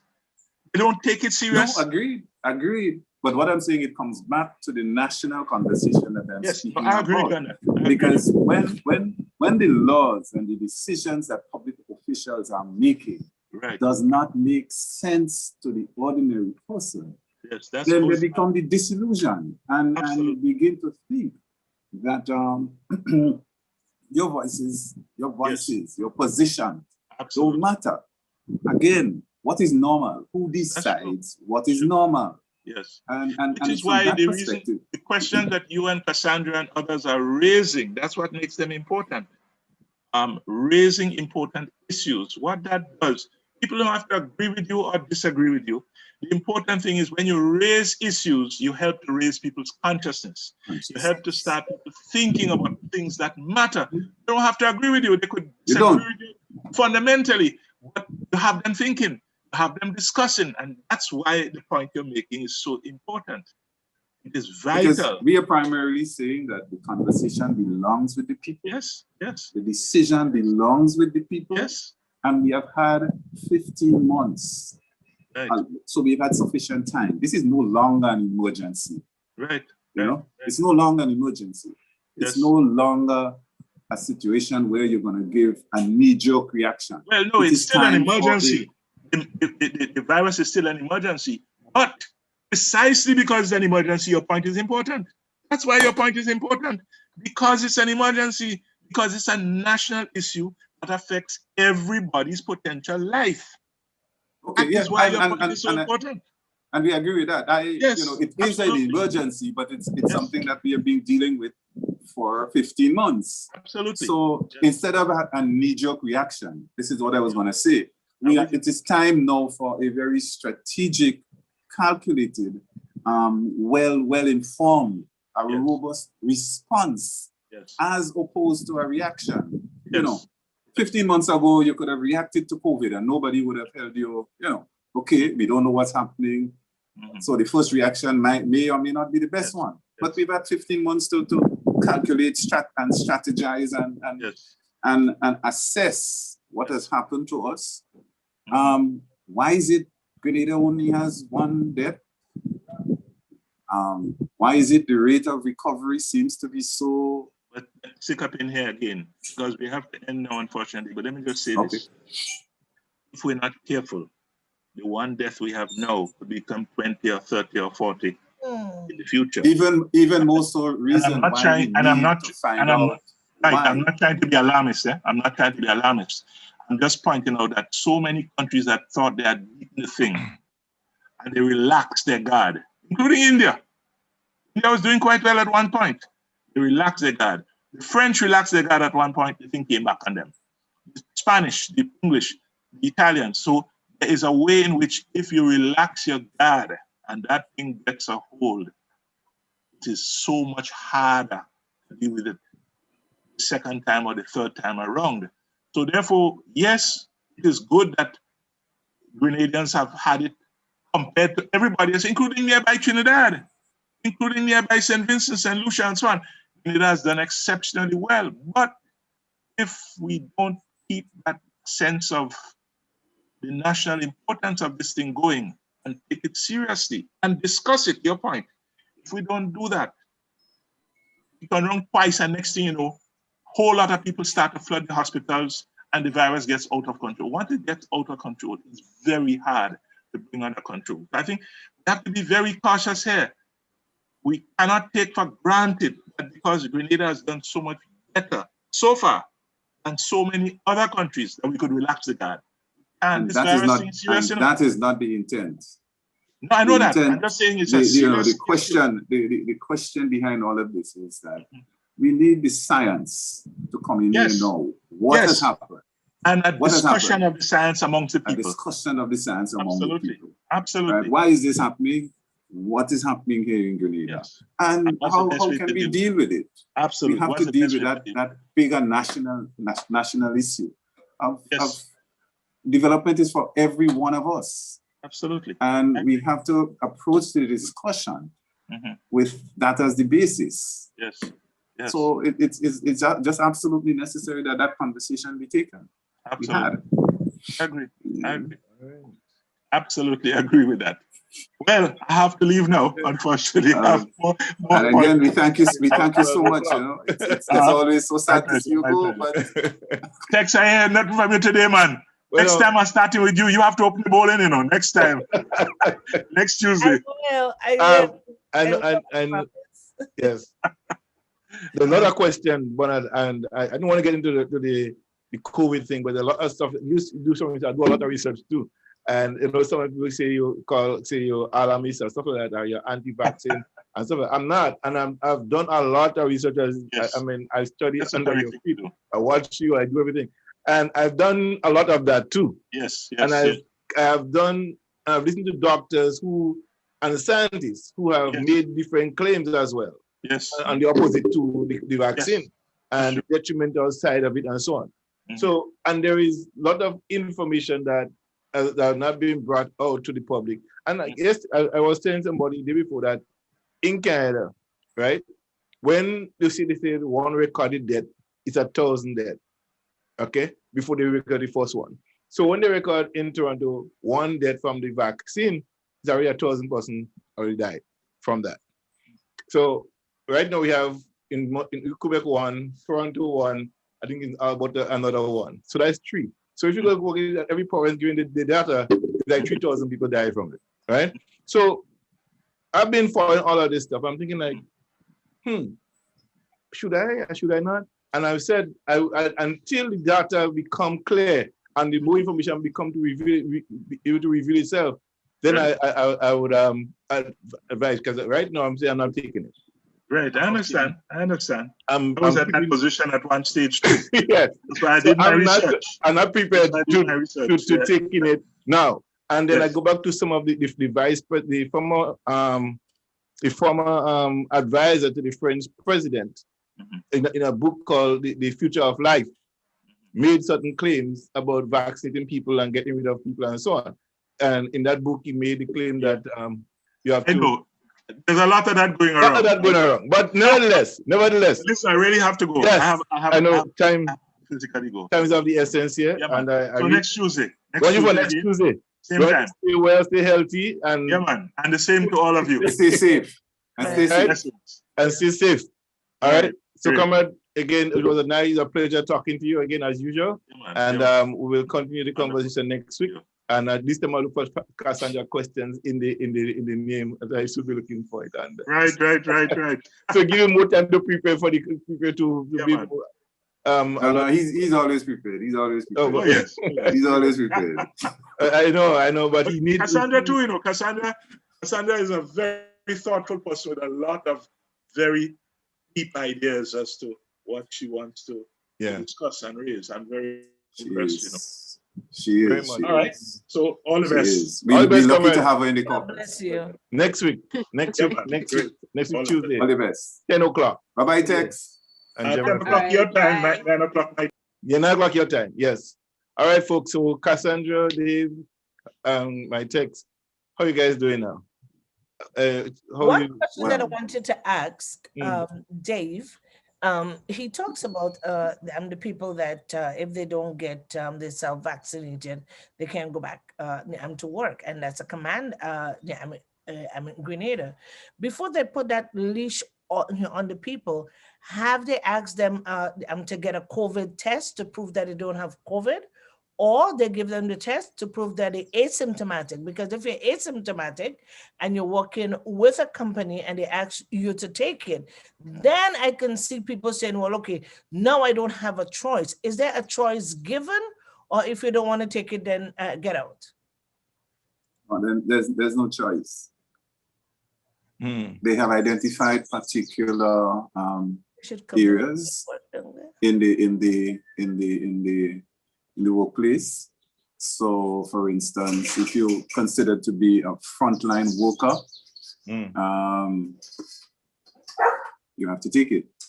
Some of the institutions on the island, in particular, one very large education entity, has mandated that all students coming onto everybody going onto the compound must have a vaccine. Some of the hotels have taken the decision that their staff must be. And it's all based on a supposed policy that the Prime Minister articulated some time ago. So those are the concerns that we have. Is the policy just coming from his brains, or is it lawful? Because you can't just bring a policy if it's not by law. That is the concern. There is no law. The Prime Minister said that is the policy. The chairman of the Hotel Association has said, according to the Prime Minister's policy, everyone must be mandated. Policy, where's the document? What's the policy? There's no law. Oh, so you're just guinea pig in Grenada. Yeah. There is this perception that fear is being advanced, and they're trying to, cajole people into taking this vaccine. Right. I think that the vaccine is a personal decision that you have to make. I think that you should do the research, as Bernard said. And research is something, depending on where you look and how hard you look, you may find what you want to see. So John has researched and Bernard has researched, and they have come up on different sides. Yeah. And that is why I keep saying that we need to have a conversation. But does the Grenadian people know that they have the right, or they have a constitutional right to say, well, based on my constitutional right, I can choose not to do A or B? We are trying as best we could to get that out there. We are on radio programs like this. And, we want to thank John for what he's doing. I know that my chairman is greatly appreciative of what Gemfm is doing, that allows for the interpretation of the Constitution, and that it allows also for the conversation on the Constitution and the conversation on the rights and fundamental rights and freedoms. And, that all the organs of the Constitution. And, the discussions today was really interesting, because it comes back to the point that everything in the Constitution, the Governor General, the Prime Minister, the public service, they are all there for one thing, for the protection of fundamental rights and freedoms. That's it. And if we look at it from that broad perspective, our responsibilities as citizens is just so obvious to us, because the Constitution, it is about the protection of fundamental rights and freedoms. My next question is there any way that people could get tested and have proof that they don't have COVID, or they're not asymptomatic? Because, okay, let's assume that I go down the road and I steal I steal a candy, then the police catch me. I have the right to remain silent, and I have the right to do this and until proven I'm different in a court of law. In a court of law. Based on the COVID-19 now, I have the right, it is my constitutional right, if I don't want to take a needle, because it is not mandatory and it's not overpowering my constitutional right. They could do what they want. They can jail me, they can charge me, they can do what they want. But if I go and get tested and the tests say that I don't have COVID, then it is my constitutional rights upon them. So if people is telling people in Grenada that they can't walk in common stores, you can't walk because you never take the needle, that is challenge. You can challenge. It has not gotten to that as yet, that you can't go into the store unless you're vaccinated. What I'm saying, in some very specific areas in the hotel industry, that issue has been raised. In some of the tertiary institutions on the island, that has been raised, and it points to it. And I understand your point clearly, because there is no, unless you're showing symptoms of COVID, then there is no real and justifiable reason for your rights to be infringed upon. Somebody can say, how are you going to prove that you were in contact with me and you got COVID from me? No, I don't know how you're going to do that. So I've heard it being articulated that I have a right to protection from you. But even if, God forbid, you get COVID, how do you prove that you got it from me? That I have in some way, infringe on your rights. So there are a number of complex, deep, far-reaching issues that have to be dealt with. And the only how we can do this thing is to have a conversation as adults among ourselves, understand that we are all different, we have different perspectives, but at the end of the day, we all have to live here together. We're not breathing the same air by accident. And that is what COVID has brought home to me, that the actions of everybody else affects me, and my actions affects everybody else. And we have to, we have to come to some medium. Based on my doctor, my body work at a very, my temperature level is very high. There's nothing wrong, it's just high, and that's how it works. So anywhere I go and they test me, they can say, well, oh, yeah, you have a fever. That's just how my body works. Our bodies just work different. And then on top of that, I have a lot of nose bleeding, which should have stopped since I'm 4 years old. I'm 58 and it's still having. So I can't take no needle. There is no way I can take anything. So they can, if I'm a frontline worker, they can say to me, then you can't come to work. They have to know your body rhythm. Listen, there's a lot of medical things that have to take place. You guys need to sit down and really talk, have a panel discussion, and let whosoever your prime minister is, which I don't want to call his name now because that's going to get me very upset. There's a lot of medical things that you guys need to talk about, because everybody's body does not work the same. What works for you don't work for me. So let's sit down and let's get a medical doctor on board. The person that's doing the testing, let's get them on board. Let's talk so we could understand where each other are. You cannot just assume that everybody have to get it. No, some people could drink some bush tea tonight. They have fever in the morning, drink bush tea, and it's gone. So you can't really tell. I don't know. Well, folks, but I'm not down there. And that has probably been tested longer than the AstraZeneca.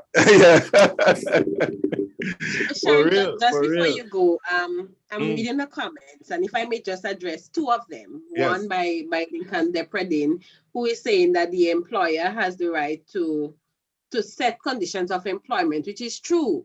But here's the legal complication. If you have a contract with an employee, then there are legal implications if the employer changes the terms and conditions of the contract in the middle of the contract, like for instance, within the context of what is happening now.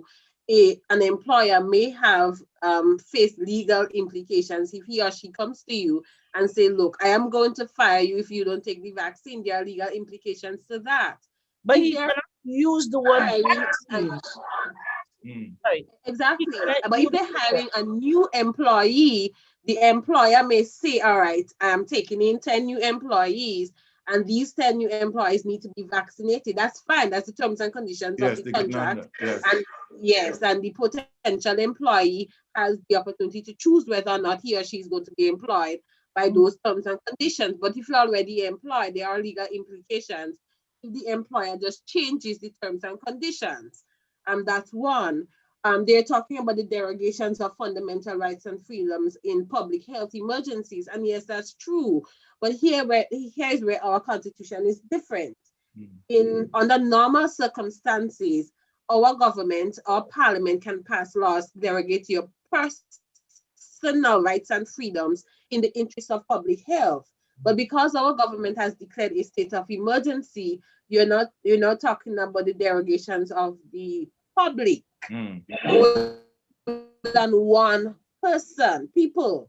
And the Constitution is very clear on how those derogations should happen under emergency powers. So I understand where the concerns are, but our Constitution is very specific. And that is what we are trying to say, and we have been saying for the last 15 months. So under normal circumstances, the Parliament has the authority to pass laws to derogate the rights of the person, an individual, in the interest of public health.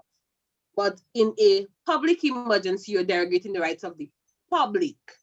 And the Constitution is very clear when it comes to that. Because you'll find people disagreeing with us, or you and people who stand up for those kind of a constitutional right, not because they know the Constitution, because the leader said so, and because he says, no, he's wrong. They don't investigate and know that he's wrong. They go with it because he said it, and that's what happens in our cases. I will admonish everybody to study the Constitution of Grenada and seek clarity. And today, Bob have give us some serious clarity on the Constitution. And the question of I asked that in my law class, because I was because another thing of precedent setting. When one precedent is set in Canada, for example, if something happened in Alberta, right? And I do something here, I go back and look for a precedent-setting case in my situation and get asked for the same treatment that person got in Alberta, right? And by law, it has to be applied, right? So when we look at what happened in Grenada and the employment stuff, if I'm in the employment already, right? Now, if it's a contractual arrangement, we have to agree on the contract. If I want to change anything, I must be consulted, right? And get my lawyer involved to decide to change that. You can't just arbitrarily just change the law on me and change my contract on me. But if I'm a new employee coming in, then you could put new laws in place with that new person. No. But you can't do it with the existing worker. That didn't happen. Yes. In any company and any organization, whether you work for 20 years or 10 years, they have the right to pull the rug from under you when they want. They do. That's just it. But if they decide to give you, there's a ramification for that. If you have a contract for 5 years and within the 5 years you don't have no clause in it, they could put it anytime and they pull it, then they had to compensate you for the 5 years. You know that? Yeah. Right? So that is one thing. Based on the law, you still can't fight them, but you can say, well, pay me off and for the rest of my contract, and that they have to do. But they're not obligated by law to do it. They can say, well, the reason why we don't want to do it is because of, if they're talking about me personally, they can say, because of your attitude. But when the contract, they have to pay you. They break the contract. If they break any contract, they have to pay you in full. So if it has to be according to the labor code. The labor code takes over that in the case of private sector workers. Exactly. And For the government workers now, it would be the Public Service Commission and the rules and regulations of the public service. Because how you guys talk, you guys was talking about the public, and then you're talking about different institute. But when coming to your constitutional right, you have the right to fight. Look at what happened now, right? This morning we just picked up the information here. In Toronto, in Brampton, okay? Listen to this, right? I'll probably, if I can find it, I can read it for you just before we get out of here. I hope I find it very, very quick. They open a vaccine clinic just for Black people. For Black people, You're joking. Africans and the Caribbean and people. Hold on, I think I get. You got the letter? You got the information? Okay, let me find. Is it on my own? I can text it to you. I have it. I just want to look for it on my WhatsApp here. Yeah. Because it's from a news clipping from the newspaper. I think it's over Google as well too. New COVID-19 vaccine clinic for Black Africans and Canadian and Caribbean residents, and it's in Peel, Brampton. Yeah. So given our history, why would anyone want to go to one of those clinics? Okay, look at what he says here. That's the letter, the Brampton, Mississauga News, by Sabrina Gamrot, reporter, Wednesday, May 12, 2021. Read, article was updated 3 days ago. She said, Peel Public Health has announced the opening of a new month-long COVID-19 vaccine clinic for Black residents who live in specific parts of Peel. Specific parts of Peel. Yeah. According to a release issued by the region, the clinic aims to provide a positive vaccination environment to those who identify as Black and live in Brampton and Malton. Bromley's Civic Center will be home to pop-ups, which is scheduled to run May 15th to June 11th. That's it. Well, you know, the new law that they passed here now, a child could call themselves a boy or a girl, or you can call yourself, I'm a rabbit. Well, if they come here in Pickering, I have the right to say that I'm a rabbit and I'm not taking it. It's my constitutional right. Yeah. And that's what they passed. That's the law they passed. So I'll just put it right back on them. That's why it's good to study the law, not to do anything, but to stand for your own rights. Your rights. Yeah. Yep. Got one that must be held. All right, folks. It's been really nice talking to you this morning again. Yes. Yeah. And my apologies again for the poster, guys. And I didn't put a face on it. Keep talking, John. Keep talking. Just also send me some pictures too for that. And hopefully they'll get them pictures. Mr. Ned will follow me a picture of himself for the poster. So going forward, we have the picture with the poster. With the also, Cassandra, I saw your message. My email was given trouble. I was unable to open my email until last night, and I still couldn't find a lot of email thing. I noticed that Mr. J.K. Roberts, yes, the invitation to the show on Saturday, we was announcing on the show, where is him? He's not in yet. So all this time we thought he had the information, the link. And with Cassandra, you always have an open invitation to come on Gemfm Talking Point anytime you're free, and on Friday night and on Saturday night. So you could come on anytime. This is an open invitation to you once we have a discussion here on Friday and Saturday. That's my show, chaired by Pablo, but you're invited to come on the show anytime you're free. Because the discussion we're having always need your input at any given time. So you're invited again. Both of them. Yeah, she could come on the show. Thanks, Tex. Thanks. Come on. Thank you so much, Tex. But no. But Cassandra has been the driving force behind all of this. So a lot of people give her kudos. A lot of people question me, and there's a lot of comments. I get a lot of links from people for bringing Bernard on the show. And why do I have Bernard on the show? And I tell them, look, I could have taken Bernard for myself and just do my stuff, right? Cassandra had asked me almost a year now before, to get to Bernard. Right? And Bernard was really extremely busy. And a lot of times people ask me, how can I get to talk to Bernard? I want to talk to Bernard. And I said, look, give me some time, because Bernard is a very busy man. Right? And when I know when his schedule is lightened, I will say, bro, you have any time now for this one or for that one? And there is other people line up asking me to get to Bernard for them. You understand? To have a discussion. But Bernard lecture on 3 different continents every day. He have editing work. He have other people calling in on emails. He had go through like Saturday.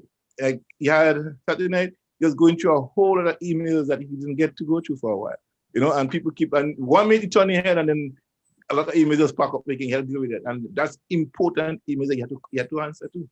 You know, so to get to reschedule a time like this, for us to have that 3 Tuesdays in a row now again before we take another break again, it's a gift. You know. And I want to say that we absolutely appreciate the effort that you're making, the sacrifice that is being made. But I mean, when you sit and you listen to the content of today's discussions, I mean, I think that Grenada would have missed something if this had not happened. Right. I am just pleased to be a part of it. I know I can speak for Cassandra and the rest of the caucus. Again, I want to make the pitch that we have a youth. We have some very young people who are engaged with us in the Constitution. And we would give upward time to these young people any day. So John, the ball is in your court. Right. Discussions with, I know, I think from the vibe I'm getting from Bernard is that he may very well welcome that discussion with them. And you know, they're capable of taking on their own issues. They have their own issues, independent issues. They have their independent views, and you know. And we have some questions I sent to him, and we didn't get time. I hope we get our young people involved in politics and their role when they got involved in politics compared to the youth today.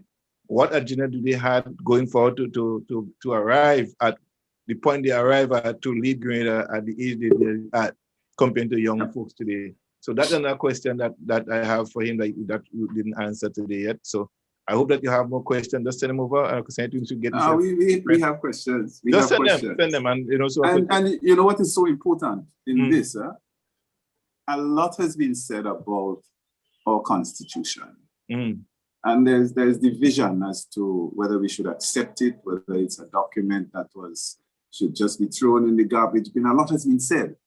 But nobody has taken the time to go through the content of this Constitution and to ask ourselves realistically, is this relative to Grenada in 2021? And can this document, more importantly, take us now for the next 50 years? Right. And that is the discussion that we want to have. Because, you know, and I had a discussion yesterday with a gentleman yesterday, and I'm saying that, do you know, when you talk about the Constitution when Grenada was suspended, but the court was functioning under the same law still, right? It was still functioning, right? They had the Constitutional Commission set up, and they had actually Alan Alexander was in Grenada in 1983 to start the process of building a new constitution for Grenada, right? And that would have been circulated among the people and then studied and bring it back and have discussion around it, right? But the ocean collapsed, and you know, so nobody really take the time off again to really go back and sit down in a serious way, you know, to look at the Constitution like you guys are doing now, you know, to make sure that the changes and the understanding of it, you know, be explained to the people. I think that's what you guys are doing, a tremendous work, and I want to congratulate you guys for that, right? John, we just asked the questions, and you know, we're willing for anybody to rearrange our ignorance. We're not the experts, you know. So, but we're asking the questions. We're not going to ask the questions. And you know, the discussions on the right to work today. I know Cassandra started the research. She you know, before it turned, she on Google and she finding everything. But I know that we're going to have that discussion, and there will be a comeback.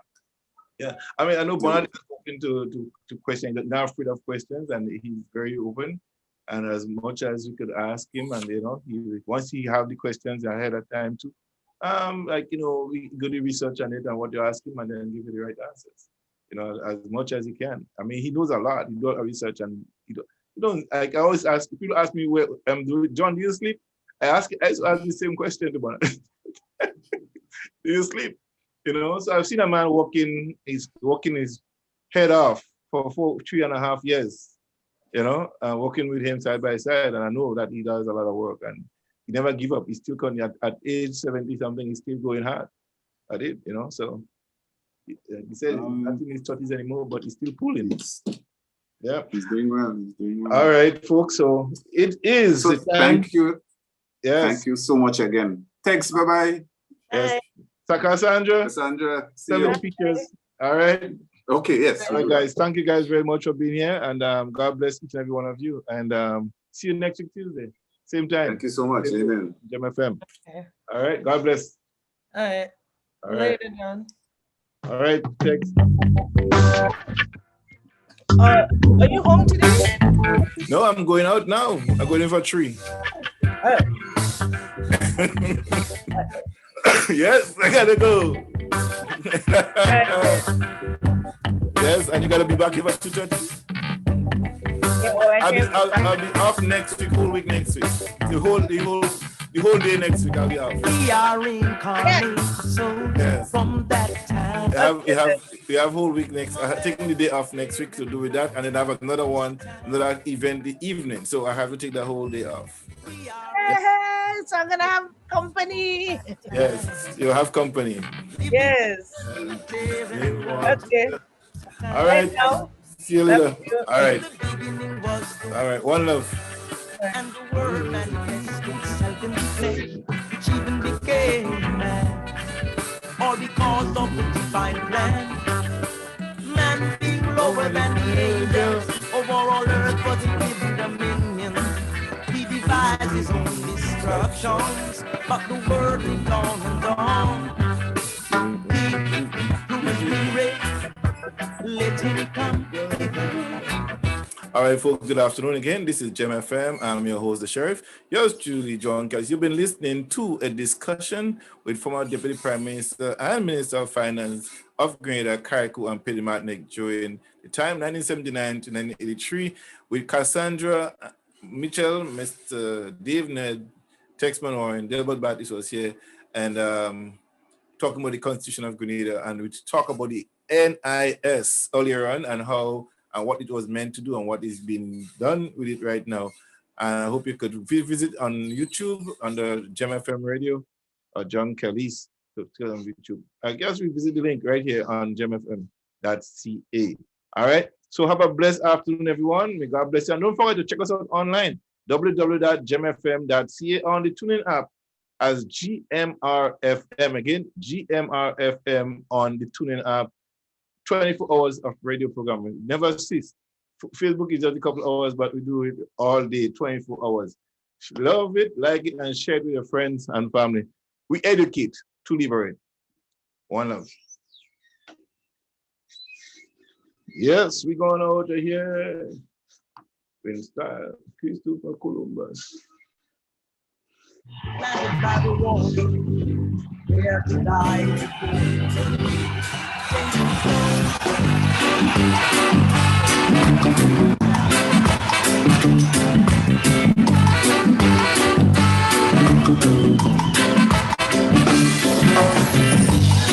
I lay my whole I know.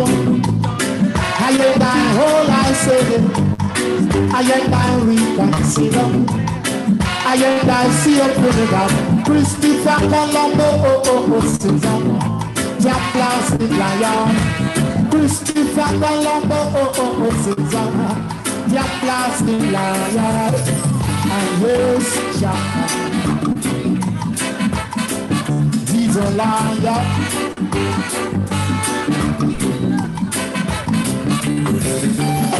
And he said it down. He's the first one who gives my one Jamaica. How you can say that? What about the other one in there? And the few black man who were down there, falling. The Indians could not earn no longer. Then here comes black man and woman and children. He not jump down like young. I want a whole heap of mix up. A whole heap of blend up. A happy straight. Oh, Christopher Colombo, Jack Boston like that. Christopher Colombo, Jack Boston like that. And here's Jack. He's a liar.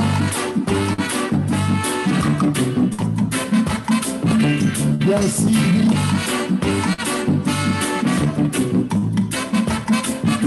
Yes, he is.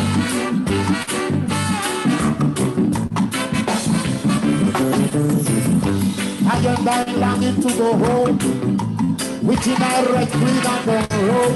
Come on.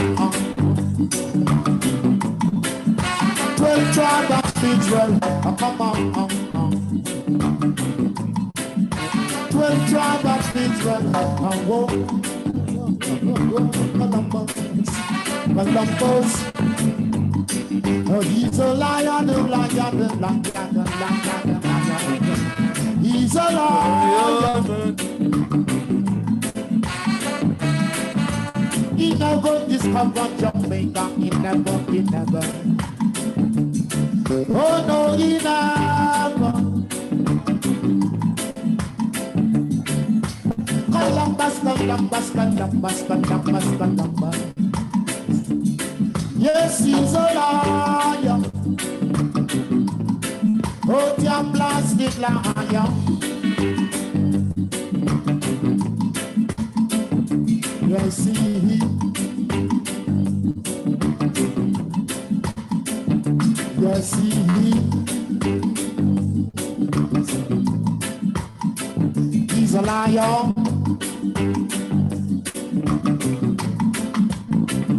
Colombo.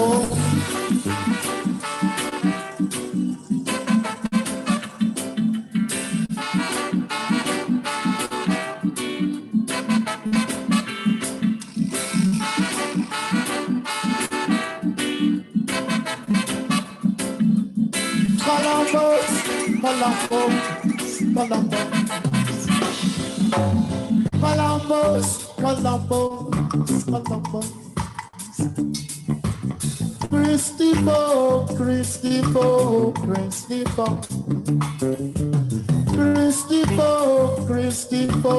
Christopher. He's a liar.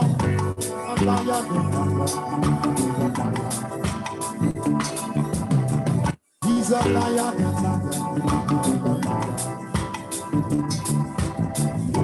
He never discovered Columbus.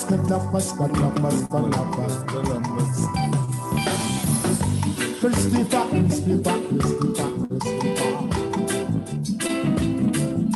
Jack blasted liar. Columbus.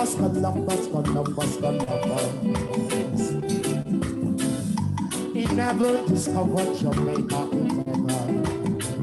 He's a liar. Oh, Jack blasted liar. Oh, Jack blasted liar. Liar.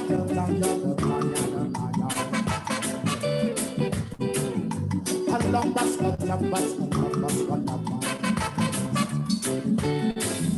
Christopher.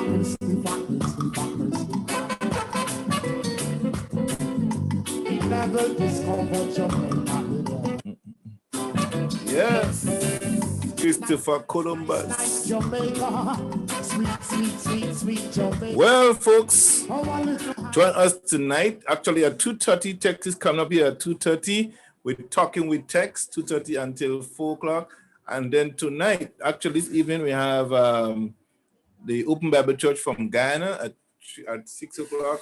And then at 8 p.m., Stepping Up in Christ, Developing Intimacy in Marriage show will be happening here at 8 p.m. tonight.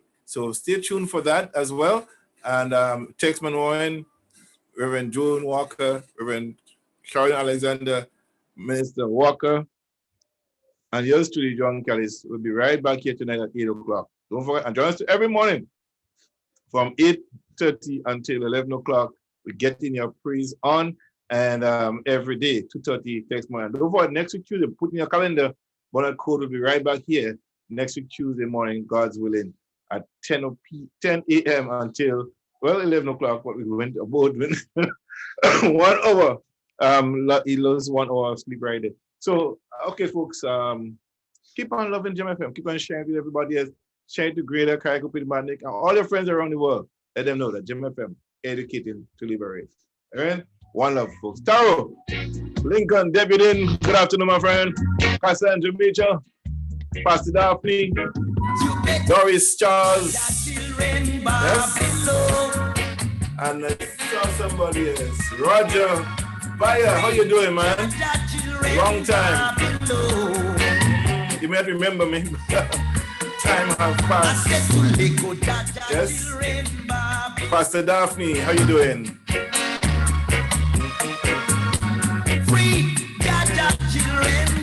Yes. Karen Brown Francis, Vivian Felix, Pamela Simon, Carriacou in the house every day. Yes. Revolutions, demonstrations, and strikes in all the nations. Oh yeah, you found wanted by this your generation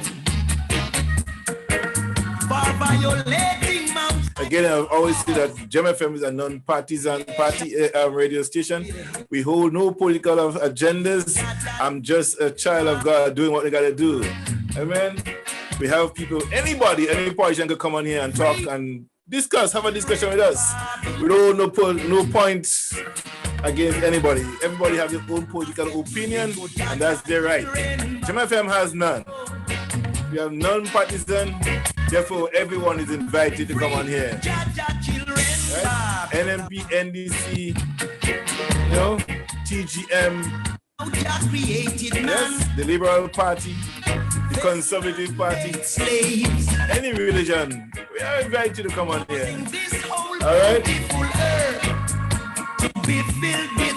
Freedom to express oneself. Well, I gotta hit the road like Jack. I'll be back here 8 o'clock.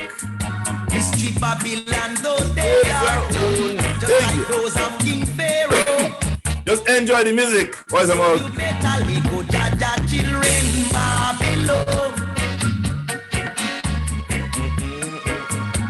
Free Jaja children Babylon.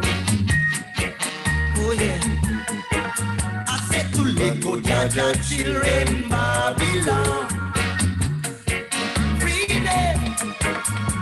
Free Jaja children Babylon. Emancipation, men freedom out of slavery. Repatriation, yes, will bring about liberation. Messiah Yahweh, he led the way to freedom for all oppressed people, home and abroad. They are the chosen ones. So you better live for Jaja children Babylon. Free Jaja children Babylon. Oh yeah, yes. I said to live for Jaja children Babylon. Free and let them be. Free Jaja children Babylon. Blood and torture, you rob the children